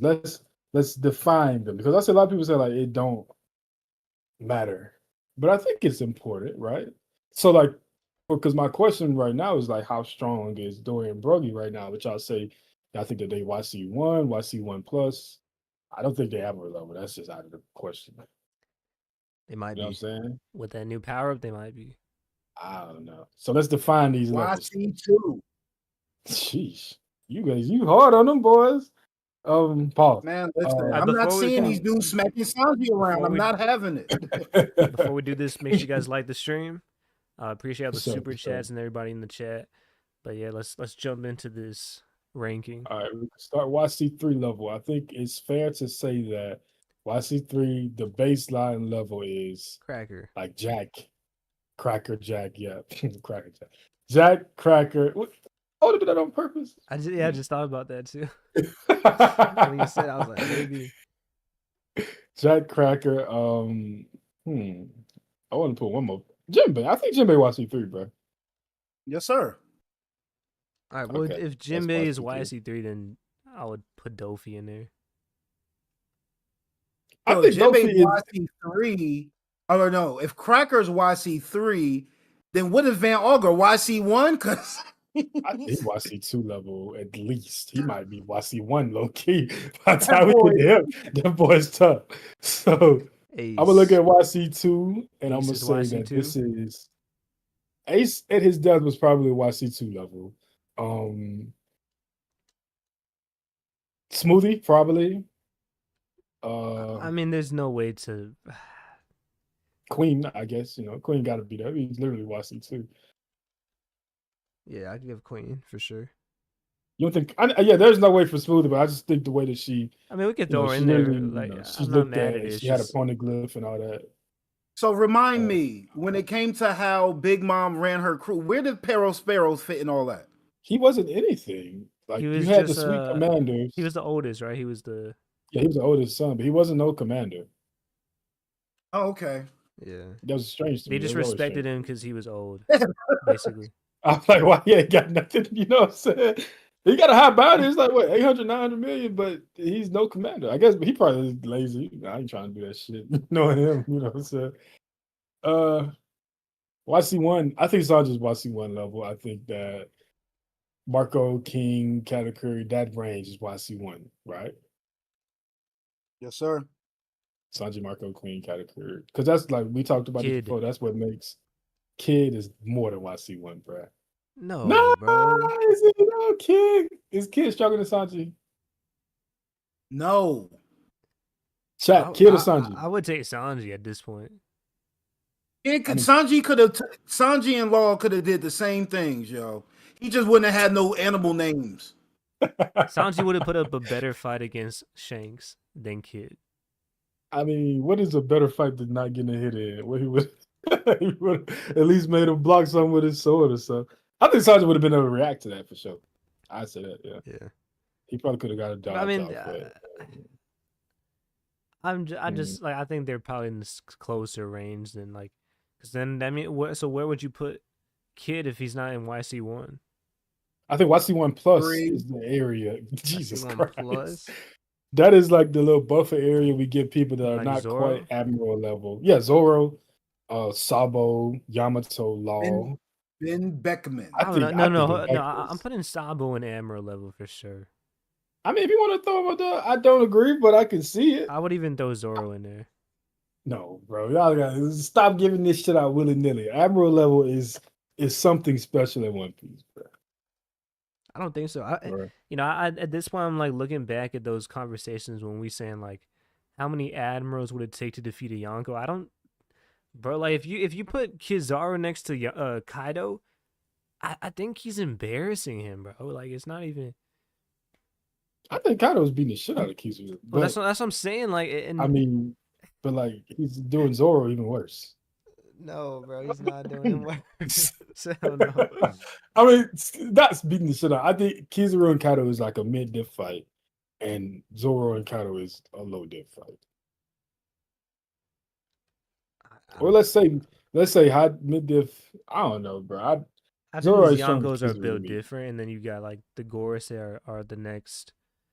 Yonko and Gorosei are pretty close, I would say. But this the thing though. Every admiral ain't admiral level. As like all of them are at the weakest. Like Green Bull is and Fuji are admiral level, but like Sakazuki is like, in my opinion, probably Yonko level. You know when because we used to, I think most people agreed that Kizaru was the strongest admiral. I think he might be the Who? weakest. Oh, you talking about the regular admirals? current Like not ones. the. He's the weakest. I think he might be, bro. Hey, I'm here for it. You know me. I might have to put Fujitora and Green Bull above him at this point. Big Green Bull, yes sir, the goat. Kizaru, he just didn't impress me in Egghead. Because he was. Let me not. I'm not even doing that. Fuck that. I'm not saying it. He was. Like, do you guys feel similar? Like he was good, but he just wasn't like, it didn't feel like an admiral presence. Bro, he's fighting Luffy, man. Yeah, he fought somebody stronger than him. Fair. Like I feel like Luffy, I think Egghead would have been better overall if it would have been if Zoro and Sanji could have teamed up against Kizaru and Luffy fought Saturn. I would have loved that. That would have like really drove home how strong Kizaru is because Zoro and Sanji need to fight them together, while also, putting Luffy with the big villain. But I mean. But it showed how strong Luffy was because he was able to hold them both back in the same time, bro. He was wilding out there with the pizza and the. Y'all ain't going nowhere. He said, "I know you still don't think you're getting away. Come on, bro." He talking to Admiral and Gorosei like that, bro. Right? I was like, listen, Luffy's something else now, man. So what is admiral then? Just Kizaru, That's why Green Bull, admiral. Kizaru, Green Bull, Fujitora. I see Sabo being there, bro. I give it to Sabo. Fucking. Just because the Logia fruit, I think like Logia is, and then he got strong Haki. We know because, and you know something that's interesting to me. We never, to this day, we have no confirmation of a single admiral using Conqueror's Haki. Yeah. As soon as we met the Gorosei, the first panel we get is this is Conqueror's Haki. we meet Imu. Motherfucker pull out Conqueror's Haki immediately. It didn't take long for us to see Gabon doing it. Like, I feel like at some point, if they had the shit, we would see it. You know what I'm saying? Yeah, because Kuzan didn't even use. We didn't even get confirmed against his fight with Garp. Yeah, the only one I can see having it at this point it got to be Sakazuki, and even let me find out that boy don't got it. Let me find out. I don't want to never hear no Admiral fan mouth again. But yeah, what about? Well, there's just like I'm just wondering, where do you rank Gabon at this point? Admiral at level? His current level of strength, I think that he has. I think he's like how we looked at Garp when we was like with Garp, he is at his peak, like when he is like not before he gets tired. Oh, he's like an old. He's like a because Because he's old, so it's like he has the strength, but he doesn't have the Stamina, none longevity of to that. fight. Endurance. Yeah. So Yeah. Yeah, I see that. Yeah. I think about it, his best probably is like Admiral level, bro. To be honest with you, the motherfucker, if it's advanced Conqueror's Haki, he's fast as fuck. He got future sight, and once again, we've never seen an Admiral use future sight. But yeah, Hockey we can't explain, bro. like he literally can hurt. Like if that type of Haki is capable of hurting somebody that's immortal, imagine what it's doing to a regular person. yeah, but also I would throw Law in this tier as well. Law, Admiral? Zoro, yeah, for sure. Bro, them boys, I just don't see it again, bro. Law, how can we not throw Law in here, bro? Like Law, who's I fought think- multiple Yonko at this point. I mean, he lost to Blackbeard, but And he was a side character in one of them fights. He was support, you know what I'm saying? He was he still won. Yeah, he won, but like it was ring out, and even Hurst, even Big Mom was like, there's not enough to take me out. Like I'm gonna be back He in had to 200 keep- chapters. she had to get pushed away. Literally, that's what they did. They got a ring out, and she was just too far away. Like I can't, y'all. This is not enough to beat me. Okay, that's and I'm fair. gonna like That's I fair, remember we was but talking about does Oda talking Green- to the does- characters sometimes. Does Kizaru have even a single attack that can launch Big Mom across Wano? No, fuck no. That's why That's what I'm but saying. this Like Law is in that. But like, you gotta think about it. It was them TNT bombs too. It wasn't just the attack. And that's how you know them boys were strong enough. This man had to find some random bombs. What realistically are the Beast Pirates doing with bombs? Are they terrorists? I mean, you can kind of say they are, but like they not bombing shit. Like y'all got double fruits. Y'all can turn into monsters, bro. Why do you need bombs? you gotta ask Orochi. Orochi was the one who had all the bombs. He's a bomb, so yeah, that makes sense. So yeah, he had to literally just spawn some bombs in to make sense of them boys being able to fly to get her away. Not to I'm glad y'all defeat brought her. up Wano. What's up? Y'all just remind me, like, what was the deal that Orochi was doing with CP0? What was he? What were they getting from? Were they getting Sea Stone? Were they getting? It's, I weapons. don't Weapons. recall. Right? It was weapons. Oh no, It was Smile just Fruits weapons? was Caesar. Yeah, it was just weapons trading. That's why they had the factories to produce the weapons, and then they traded them with the government. Fuck the government. It's very inefficient, and why y'all can't make y'all own, bro? Y'all are the world government, bro. Why do you got to work with Y'all got pirates to get Vegapunk on weapons? deck. You have the world's strongest scientists. Y'all got the most money in the world. Why Yeah, are you but- working with pirates to get weapons? But at the same time, it's like Wano is. It's supposed to have the best resources, mines and certain. I mean, if things. they had That's sea what stone iron weapons, ore.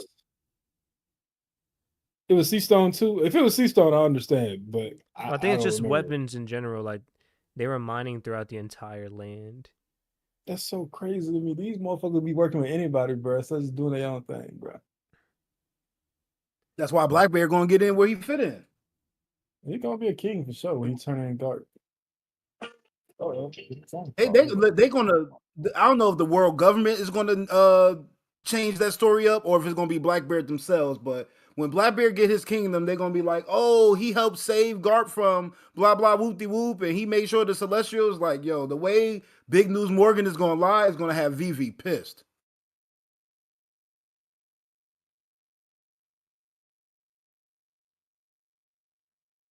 All right, so what's after Admiral? The Yonkos, Young. or is it the Holy Knights? Uh, What do y'all think? Holy Knights or Admirals? Holy Knights or Admirals? I think that's tough. Because Holy Knights, it seems like there's a big range, where Admiral seems closer. Like Green Bull, Fujitora, and Kizaru seem close, and then you got like Holy Knights has people from Shamrock, Gunko, and then we don't even know some of these other characters. Mhm.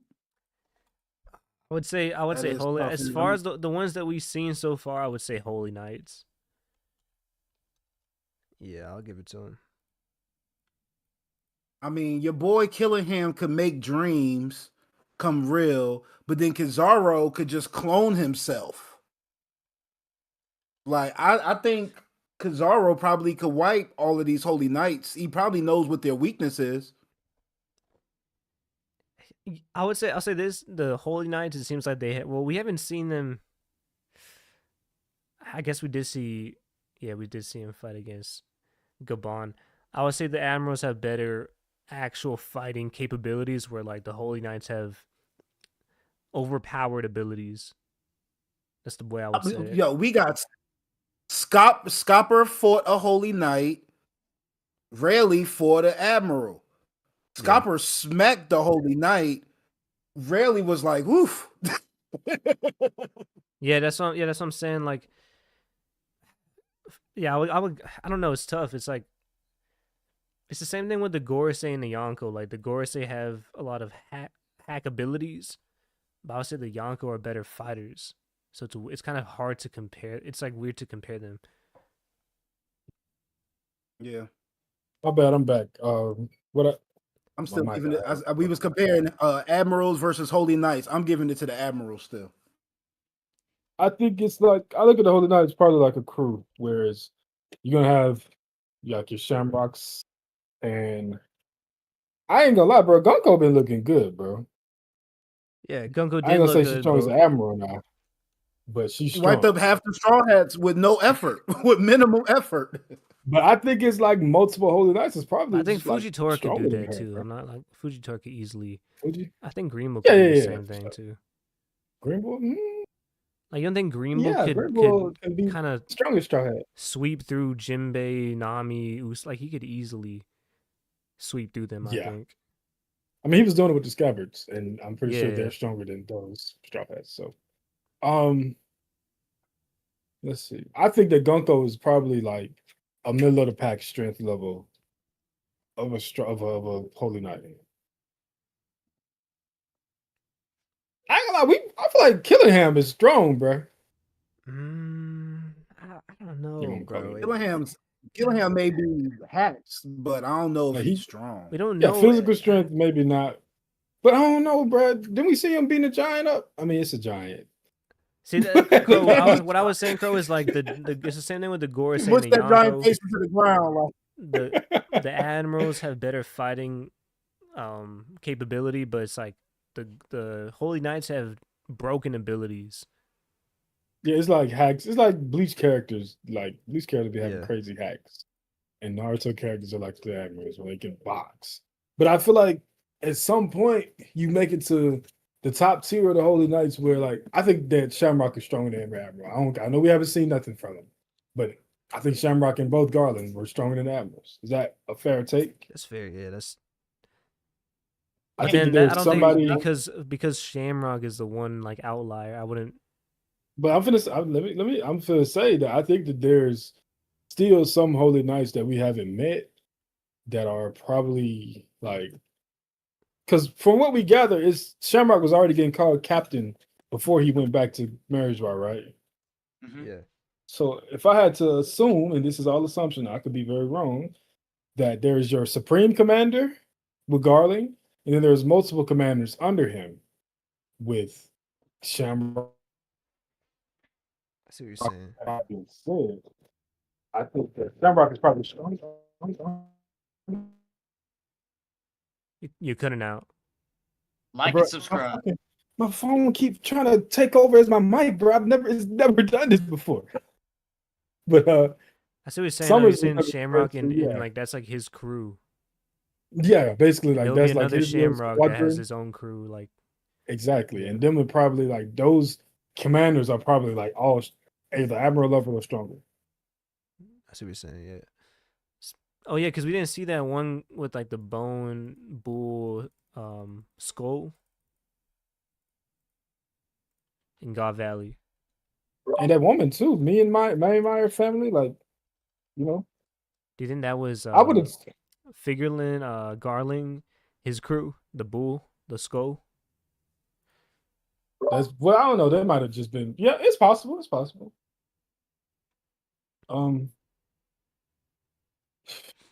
Because we got I mean, we know it's a lot of families.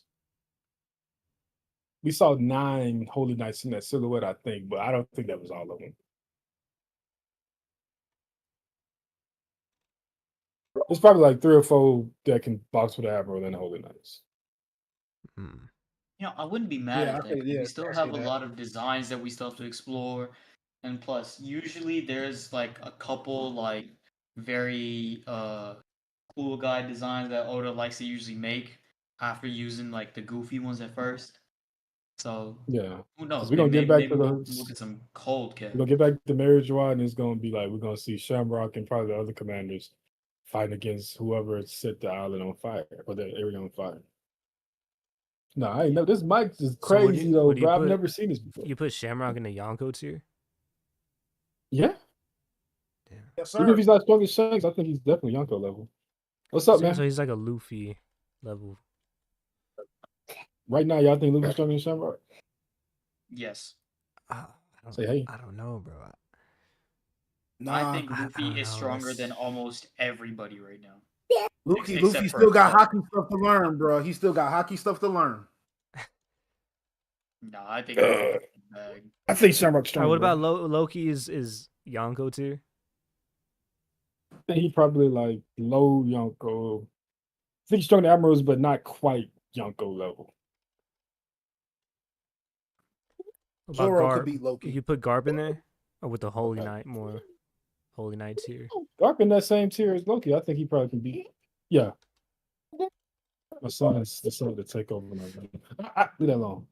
All right, so what about Gore? So Gorosei above Yonko, or in the same tier? Nah. If the Yonko are able to damage them, which I assume more of them can do, then the Yonko are all stronger. So you put the Gorosei below them, a tier below them.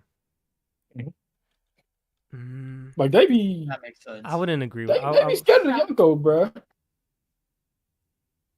Yeah, but I think Like they was I think literally Saturn just looking at made a lot Kaido. of them look bad, bro. They was looking at I'm Kaido say, like, we finna get rid of Joy Ethan and Coleman, the Boy. only one I'm giving love to. They So was you gotta literally looking think at like Kaido like it was nearly like a Saturn made Joy them Boy look level bad, and now threat, they bro. just added Figurlin, who might be like the strongest Gorosei. They got rid of their weakest and got the strongest for sure. But I'm just saying, like, looking at the way that they talk about Yonko, like they talked about Shanks, like, you know, if Shanks is out of if he gets mad, nobody can control him. That includes me. Nobody includes me. Then when they sent the agent to kill Luffy, they was like, we didn't kill Luffy, but now we got to deal with Kaido, who gonna be mad. Like they And that's talking the like other they thing can't handle when these people were folks. always saying like the Gorosei had to be stronger than Yonko because they're the final boss. It's like, bro, what about Emu and what about Blackbeard? Gorosei not the final boss. Gorosei is gonna be Straw Hat opponents. Yeah. Do I think Sea Stone and Water Traps, Weakened Summers, and other holy? How about okay? I don't know, because I don't know if they do it for powers. Because we saw the Gorosei run across the water and the big pig, right? What about Pirate King tier? I would say because I Roger. would put Roger and Whitebeard ahead of No, get the fuck out of here. I would put them ahead of the normal Yonko tier. Oh, Roger, that's it. What the fuck? I can't put nobody in no tier they ain't never got to. Just Roger. we don't throw Vice Just Admirals in Admiral tier, do we? Just Roger and Emu are just in one tier. Roger, Emu, and Joy Boy. No, Yeah, bro. that's it. What the fuck? I'm saying, See, the thing I ain't is, never. We can't I'm put not Rocks mad in at there or that. Whitebeard I'm or not mad at that. Listen, bro. I'm cool putting Whitebeard in there, low key. Unless, you know, I mean, Crow wants to Joy go Boy, with his I think he might have to YC1 be a path. tier above Roger at this point. Man, fuck out of here, bro. That nigga was on God Valley boxing against Gabon and Rayleigh and shit, bro. He wasn't even. Roger's rival was his captain, bro. And then we gonna throw him on his level? That's like putting Django or some shit on Luffy level, man. Like, nah, bro. Let's stop it. Let's stop giving this nigga this hype, bro. His whole claim to fame The is that strongest Roger's man. dead. It was like Roger's dead now, so is your era. And I big bro, like, yeah, but when Roger was alive, you weren't on shit. That's basically what they saying. Oh my god. Bro. Like, come on, Bro, man. this is literally Akainu's agenda against Ace, by the way. Just keeping it a bean, bro. Nigga, a bomb for real. Like, stop comparing that man to real kings. Real, I think Rox was Pirate King too. I throw him up there too. Who but you see that's the thing. Like Whitebeard, we know Because I don't think Roger beat him. Whitebeard could have became Pirate King if he really cared about it. If he really wanted to. He did it. Let me tell you something. The reason why he did it is why he isn't there. No, bro, it's because he doesn't care about that title like that. The lack of ambition is the problem. But that doesn't separate his strength from it, because it does. Everyone in the world knows Whitebeard is the closest thing to Roger we've ever seen. Even above Kaido. That's like Kobe, Shanks. the closest thing to Jordan, but Jordan's still better. Oh my god.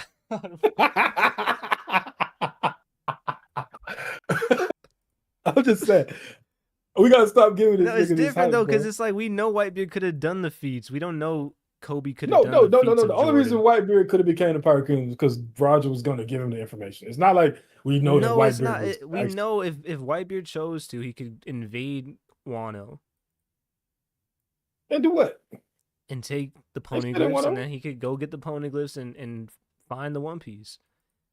Man, listen, I'm gonna keep it with you. We don't know that. That ain't never been stated. That's never. I'm saying if there was one person who could do it, it's definitely Whitebeard. I mean, Krow, you can't say that because Roger was literally willing to give Whitebeard everything about the One Piece, the Will of Deep. Yeah, but that's the thing. And Whitebeard literally said he don't give a fuck. And Whitebeard basically said, "I'm gonna just let Ace or whoever. I'm gonna let the next Joy Boy have it." But what I'm telling y'all is that we think Whitebeard is considered the closest thing, or the closest thing to the Pirate King, or he could have became the Pirate King because he would have gotten this information from Roger. If Roger would have never been able to tell him, like, because he literally said, "Do you want to know where, like, about Lab?" I don't think that's why though, because I think the world still sees Whitebeard as a threat, whereas he's. I just know he's strong. He got the fake ass powerhouse, bro. We got to respect all titles and respect no titles. But it's not just information because he's called the world's strongest swordsman. Man, you think Shanks stronger than Mihawk, don't you? Yeah. Don't Shanks use a sword? Not this again. Oh. No, I'm saying because listen, I think that Shanks is stronger than Mihawk as well. But you can also listen. Hold on. Let me cook. I'm seasoning the meat, bro. Come on, it's Pride Month. Let's everybody, come on, bro. What I'm saying is that Whitebeard being the world's strongest man physically does not encompass all aspects of strength, though. The same way you can think that Shanks is stronger than Mihawk presumably because of his Haki. I'm assuming that's the reason why we believe that, because that's why I think so. I also think that Roger's Haki was infinitely stronger than Whitebeard's. So yeah, but I don't think Shanks is like a tier above Mihawk. But I think that Roger's is a tier above Whitebeard, though. Because the reason why I don't think Shanks is a tier above Whitebeard, Mihawk either. But when I say Shanks is stronger also than not Mihawk, the king of the pirates. I mean, they're close, but if I had to pick, I'll take Shanks. Shanks is not the king of the pirates. So if Shanks was the current, like, let's say if Roger was the pirate king, and then they're like in between Luffy becoming one, Shanks became the pirate king, I would be like, that nigga on a different tier from Mihawk. But he hasn't accomplished anything but becoming a Yonko. But like, Roger did that shit. He's the king of the pirates. He who is our main character is seeking out to surpass. Not that nigga that built a fake family because he couldn't get no hoes. I'm just saying, bro. Y'all got to stop sleeping on Gold D Roger. But Roger's aura goes beyond strength. Roger's aura wasn't all about strength. It was his charisma. Like there was something where Odin wanted to join Roger, not just because of strength. It was something. He said they won. He said Whitebeard is amazing, but hey, this nigga Roger different. That's what I'm saying. It's not even about strength at that point. You talk about strength too, though. One Piece strength is ambition. No, it's not like that because we know Luffy, even when he's not that strong, there's like a certain aura that draws certain people in. Even in the East Blue, Luffy was like, there's something special about him. I said, you said strength is ambition, but I think it's the other way around. I think it's that the will of what you get is your strength incarnate. Yeah. So, but with that being said, I don't look at these niggas that could have been the strongest, but they weren't interested as the strongest, because if you weren't interested and didn't have that ambition to go out and achieve these things that someone like a Roger did, then you're not as strong as him. They did fight Roger. Who? Whitebeard did fight Roger. Yeah, when he had Multiple AIDS and he was still fought to a standstill. Roger's real rival was Rox, who wanted to be the king of the world. He had an ambition to go out there and be the king. It wasn't just, oh no, I want a family type shit, on some lonely But nigga why shit. did I don't understand? No. It's like a Kobe Shaq thing. Why is Whitebeard getting penalized? Because he's with Rox, who was at that point is the strongest, maybe the strongest character in One Piece. I'm not penalizing him. I'm just saying that the lack of ambition is what stops me from putting Whitebeard on the level of Roger and Rox. He had an ambition, an admiral ambition, which was to find a family. But like,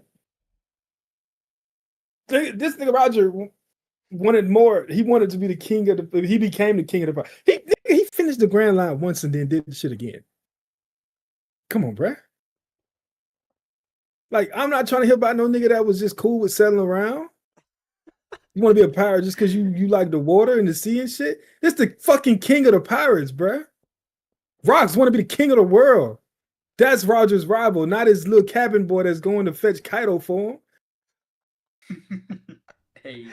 You know what's crazy is you're saying like strength is ambition. Whitebeard has no ambition. He's just settling around, but he's still stronger than Kaido. He's still stronger than everyone else who wants. He's stronger than Shanks. No, he's not stronger. The separator between Yonko level and Pirate King level, though, to me, is that ambition to want to be at the top of the world, in my opinion. Bro, you can't convince me that this isn't Krow talking and this is Akainu somehow just like. It's just funny because Whitebeard is still stronger than everyone, even with like the whole lack of ambition thing. He got stuck to Shanks. But nah, that's facts though, Preach. But that's the point though. If Whitebeard had the ambition to be the Pirate King, then he would have surpassed Roger and could have became the king of pirates. But I don't get, how does that make you stronger though? Because are we assuming that Roger had to fight against like all the Gorosei to get there? No, I'm just saying your Haki is tied to your willpower and your ambition. To find and protect your family is stronger than the Pirate King dream. Shit, I'll be damned. There's a lot of niggas with families. All right, let's look at who has the strongest Haki in One Piece. I think it's Roger, easily. No, I'm saying, okay, Roger. Look, I'll give you Roger, but I'm saying let's like look at, just like go down the list. It's Roger, Shanks, right? Let's do it in order. Let's do it in order. Let's go in order. Joy Boy, Emu, Roger, Shanks. Low-key, we should just save this as a stream itself. And then who goes at? Because I would say that's a fair tier right there. That's like after them four, Haki wise. After them four, then you go to no two. Well, I say I'll put Luffy in there. He's not there yet, but I'll just throw Luffy in there. He will be there because ain't no way in hell. Oh, Garb. I could say Garb too. Honestly, I'll give it to Garb. I can see Garb because I'm saying ain't no way in hell Roger on the same tier as Whitebeard Haki wise, and plus Whitebeard got the strongest paramecia fruit, but they still close in strength. Like we got at least we can all agree that Roger had much stronger Haki than Whitebeard, right? Yeah, I would give him in order to actually combat his devil fruit and Haki power. Okay. And physical strength. I'll give it to Roger. Yeah. I'm gonna make sure you're on the same tier. Okay. I mean, idea. Okay. JJ, you good, gang? I think he just got popcorn set up. Like and subscribe. Like and subscribe. He on that. Yeah. He magazine talking about Top Man. It's all right, Top Man. Okay, after this, Dragon. I will put Dragon up there. Okay, Dragon. And then I know this might be what we're kind of gonna debate this, but I'll put Kobe next. Kobe who, Bryant? No, Kobe. Garb's in the series. Disciple. I'm so in the series, right? Yeah. I mean, we're doing the series, then I think Zoro is up there as well. No. See, this is where Zoro. Would you put Zoro and Kobe on the same tier with these guys? Dragon and Luffy and Shanks? Because I probably wouldn't. I think Zoro, yes, just because the Ryuma and the sword guy stuff, like Haki wise, he's gonna have to be in like a legendary tier. I think Mihawk is gonna be on the tier below with like Whitebeard and Kaido and Big. What the? Wait. What? Mihawk is on the tier with below with Whitebeard. What that mean? Is that did I say something crazy? World's strongest titles, secondary to the Straw Hat Bears of their generation. Yeah, Yeah, but if that's the case, then Mihawk is in a tier below Shanks, bro. hockey wise, but I think he's a better swordsman than Shanks. I don't think that's making up for it at this point in the story. When Haki is this powerful, Conqueror's hockey, but that's a I part think of we're it. just like scratching the strength with like Conqueror's hockey. Like the fact that Joy Boy was able to send the Gorsei out of their forms and flying back to Marie Drop with just Conqueror's hockey kind of communicates to me that Conqueror's hockey has like actual damaging potential on his own. Like I can hit you with a Conqueror's hockey blast. I mean, and Green Bull was in pain, right? When Shanks hit him, right? He like literally was in pain. I think Mihawk, because if we're looking at Yoru, I think it takes some elite Congress hockey to wield that sword, and it could be just like a I thing don't where know if I want to say Mihawk on the level with Joy Boy. That sounds crazy. Yeah, it does sound crazy, but it's also because we haven't seen anything from Mihawk. That's facts. I don't. Some people say Mihawk's stronger than Roger. But it's also for a lack of it's not a lack of opportunity. Like we ain't seen nothing from Mihawk, but it's not like we haven't had a chance to see something. Odin gave us plenty of times to look. Mihawk was at Marineford. You finna go? I kind of see what you're saying. Mihawk was at Marineford, and like it's been like Oda knows how to hype a character without having them do nothing. Like, for example, Mihawk is like a Rayleigh level of hockey. Exactly. Like, for example, when Joy Boy did the hockey release, they didn't have to say nothing about Shanks, but that was Oda trying to hype up Shanks, right? But so you would put Zoro in the Joy Boy? Look, bro, I'm not mad at it, bro. Ryuma? I think that Joy Boy passing Mihawk is in the series, but like he's surpassing the sword god at some point in the future, bro. All right, I'll give it to Zoro, but it's just kind of wild seeing Zoro in the same tier with Luffy, Shanks, and Joy Boy. And it is wild to think about, but he has to get there if he wants to. It's the sword god, bro. And it kind of does make sense too, because if we're thinking Luffy has a devil fruit, Zoro's hockey is. Well, it's just kind of like to be fair, I think Luffy will surpass everybody at some point. Facts. He will be number one at the end of the series. Yeah. Like Zoro on that tier, but he's like at the bottom of the tier. Like he's not gonna be like up there with But Preach, think about it. If Luffy wants to be the king of the pirates and his like main opponent is Imu, like with devil powers literally coming from hell, I mean, he's gonna need the king of hell as his vice captain to back him up. Makes sense. This is kind of okay. We can go into the next tier, but I just want to quickly. I've always wondered where would you put if you just had to put Blackbeard in here? Like, where would you rank him? Hockey wise? Yeah, just it's like a. Where's Jack? Where we put? Nah, but that bullshit. If Blackbeard has Conquerors, he probably would be in that tier up there too. Okay. But we gotta see it though. You gotta do something, bro. But like I said, like Oda can hype characters without having them actively engage in the story. He do it with Shanks all the time. He gave Kaido gave his top 5, and Shanks was right there. I'm gonna be honest with you, bro. Whitebeard has more. I would say he has more Congress hockey than Rayleigh for sure. Yeah, for sure. Yes, sir. But then why is Whitebeard on this tier with Mihawk and Rayleigh?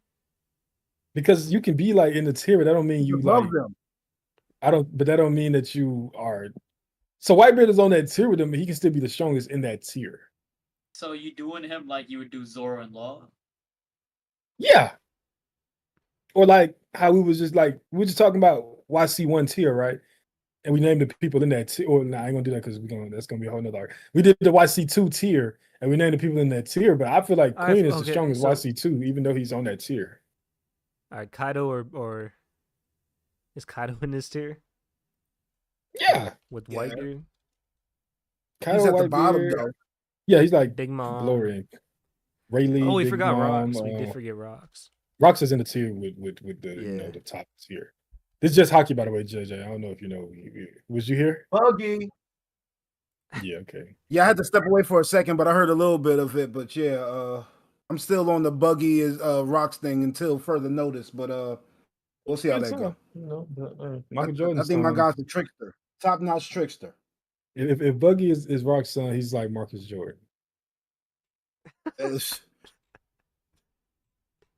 He was able to lay with Scotty's girl. Is that who ain't? If you walk by on the street, you might be next, bro. Yo. Nah, let me stop. Mr. G, what's good with your game? Brother Shep, what's good? Will of Dreams. Who smoked crack? What was that a reference to? I don't know. But yeah, is Gabon on that tier? With the Rayleigh and the white? You gotta be, right? Absolutely. so. Absolutely. So Sanji. in the series, Sanji has So to where's Odin, yo? Where's Odin? I'll put Odin in here.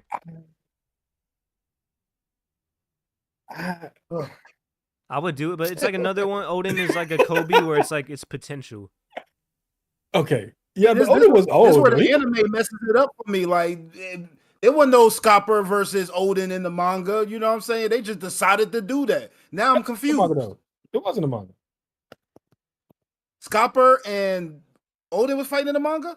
Yeah, it was like far off. What about the Gorosei? I might be making it up. I might be making it up. That was just the anime.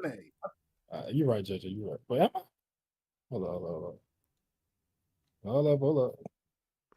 You're right. It was just the anime. But I mean, you know, Rayleigh and Gabon was finna put the pause on that boy. So, hey, they was That's what finna I'm do saying. that boy. Like, I never looked at Odin like that, but they tried to portray him like he was really one of the ones. That was early in Odin's journey, I think, right? Hey, no, that was 2 years in. He was already with Whitebeard. With the Whitebeard boys. Damn. I think, and then it's not like what the I guess I always hear how people like, you know, that was Odin post voyage, but like Gabon went on that same trip. Yeah, I think he was just standing around not doing shit. Like he was. But I think the difference is like Roger pirates, they've been fighting against the Rocks pirates all these years. They've had those battles. You're saying it was a steeper increase for Odin, right? Yeah, it's like Odin. It's still a little different. Especially now that we know that like, the idea, only way I kind of agree with it. In Wano, where it's like he's already the strongest one. They got bone. You gotta learn how to do a both. But my thing is, I would have agreed with that if I didn't think. I mean, if we didn't know that Gabon had conquerors. But now that we kind of know that, I don't think that his. I think growth is growth. I don't think it's like no spike. And if it was like Odin got off Wano and joined Roger, then I think the spike of growth would beat up. But he was selling for multiple years with Whitebeard, so you know. I think both of them grew on a similar level. Plus, it ain't like they was out there fighting. But Akainu was like, this guy respects Odin. And then we just I will say that I feel like Oda ain't put as much like. Well, no, I can't even say that because we didn't hear about Odin. We didn't hear about Odin until the arc in which we met Odin. Same can go for Gabon, really. Because it's like now people are like, oh, that's Scopper Gabon. Like, why ain't nobody talked about the nigga before now? You feel me? They even call him the Mountain Eater. John was saying some people put Mihawk on Roger level. That's the people that smoke crack. Yeah, them the ones that smoke crack for sure. Oh, indeed. Yeah. No, undoubtedly. Still my people. It's just, you know, some folks just got to pray for them. You feel me? You know you can't get through. So just pray for them. But they be dead shit. I mean, when I first joined, like, started seeing One Piece on Twitter and shit, and I seen, like, people saying that, and I was like, I made a terrible decision getting on One Piece Twitter. I think we got to wrap it up soon. I got to head out soon. But One Piece Twitter is its own thing. Quickly, I want to ask you guys, what is your prediction for the NBA Finals? Let's go. Pacers in 6. By the time we start talking some real OPU stuff. As much as I know that the Thunder are much better, the Pacers are like the underdog kings, bro. Yes, sir. I'm going Thunder in 5, bro. And you know, SGA is the real deal. It's not MVP. Going over. It's going to 6, bro. Nah. I realistically, Thunder in 5, but I would never bet on the East team. Halley pulls out a fucking emu level performance in terms of satanic rituals, then we're going Pacers in 7. Remind me, is it 2-3-2 how the home setup is? It 2-2-1-1-1. 2-2-1-1-1. Yeah, they were not winning a game in OKC. Yeah, I can see Hey, Pacers in listen, 5. they pulled one out in I mean, Cleveland. not Pacers in Thunder in 5? 5. Oh, I was gonna Thunder say in 5. Thunder in 5, bro. I think, hey, bro, they can pull out one in OKC, bro. I feel I like can't this see it. Pacers team is so much better than the Nuggets. No, they're And not, they- bro. Yes, they are. Bro, this team is No. good. Like, I know people think that like they just started playing good in the playoffs. No, this team has had the second best record in the NBA since January. No, No, number one they're was deep. They're The deep. only reason number one? they have a better, I would say, better team is the Nuggets fired their coach, right? Didn't they fire their coach? Like right. I mean, before I the feel like playoffs? after Yeah. Nuggets, literally after Jokic and Murray and Porter, not Porter Jr. because he was ass. Gordon. Gordon was playing, and also Gordon it looked was amazing. the Thunder. Like they went to 7, but the Thunder pissed away Game 1 and Game 3. I think like it really wasn't. It was a game. It was a 7-game series, but like a fucking bro. Aaron Gordon hit a 3 on me for game, bro. I'm come on, man. You got it, bro. But you could say the same thing with the Knicks, right? Because it's like the Knicks lost a lot of close games. That was but I mean that one Game 1 was the one I think they really pissed away. But like I feel like even if the Pacers didn't win Game 1, they still could have won the series in 6. See, the thing is, like, comebacks are just They the blew a basic 20-point thing. game too. Yeah, they blew a did, right? 21 Game game 4, too. I think, or Game 3. Mhm. Cavs did the same shit too. Cavs, and then I ain't trying to hit an injury excuse for the Cavs. I'm not.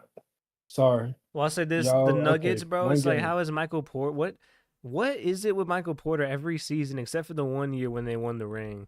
It seems like he's a complete not like- shell of. He can only play good when Rui Hachimura is guarding Bro, him. he's worse than If Paul anybody George in the else- playoffs.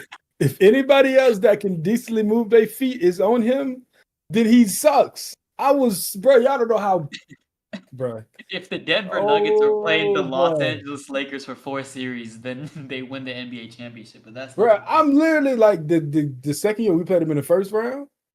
Michael Porter was better than Murray that entire series, bro. He was literally their second best player. Yeah. Nah, Michael, Crazy shot making. Jamal Murray was hooping. The second time we played him, not the first when we went to West Conference Finals. Okay. The second time we played him, yeah. Because in that game, remember Jamal Murray hit that game winner, but he was like 4 for like Yeah. 16 before that. Like he was playing bad. He just, did something.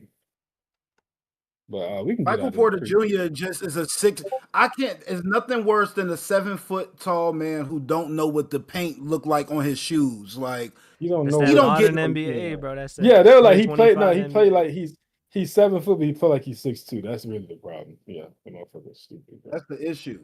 And they gave him all that money. He gotta go. Like I wouldn't even be mad if they got rid of Jamal because Jamal don't seem like he's into it until it's March or April, and you ain't built like that to bring that mentality.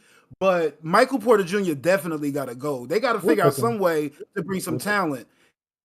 We'll take him And Rui. They would have, Oh, Lord. Nah.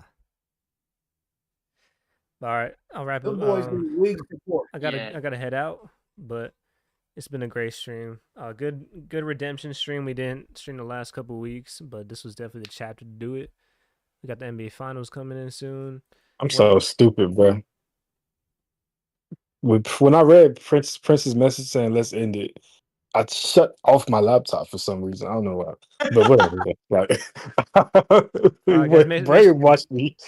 Make sure you guys like the stream. We'll see you guys next week. For sure. Appreciate y'all for coming through. Jeff I'm sorry MVP. I'm sorry for being in and out, fellas.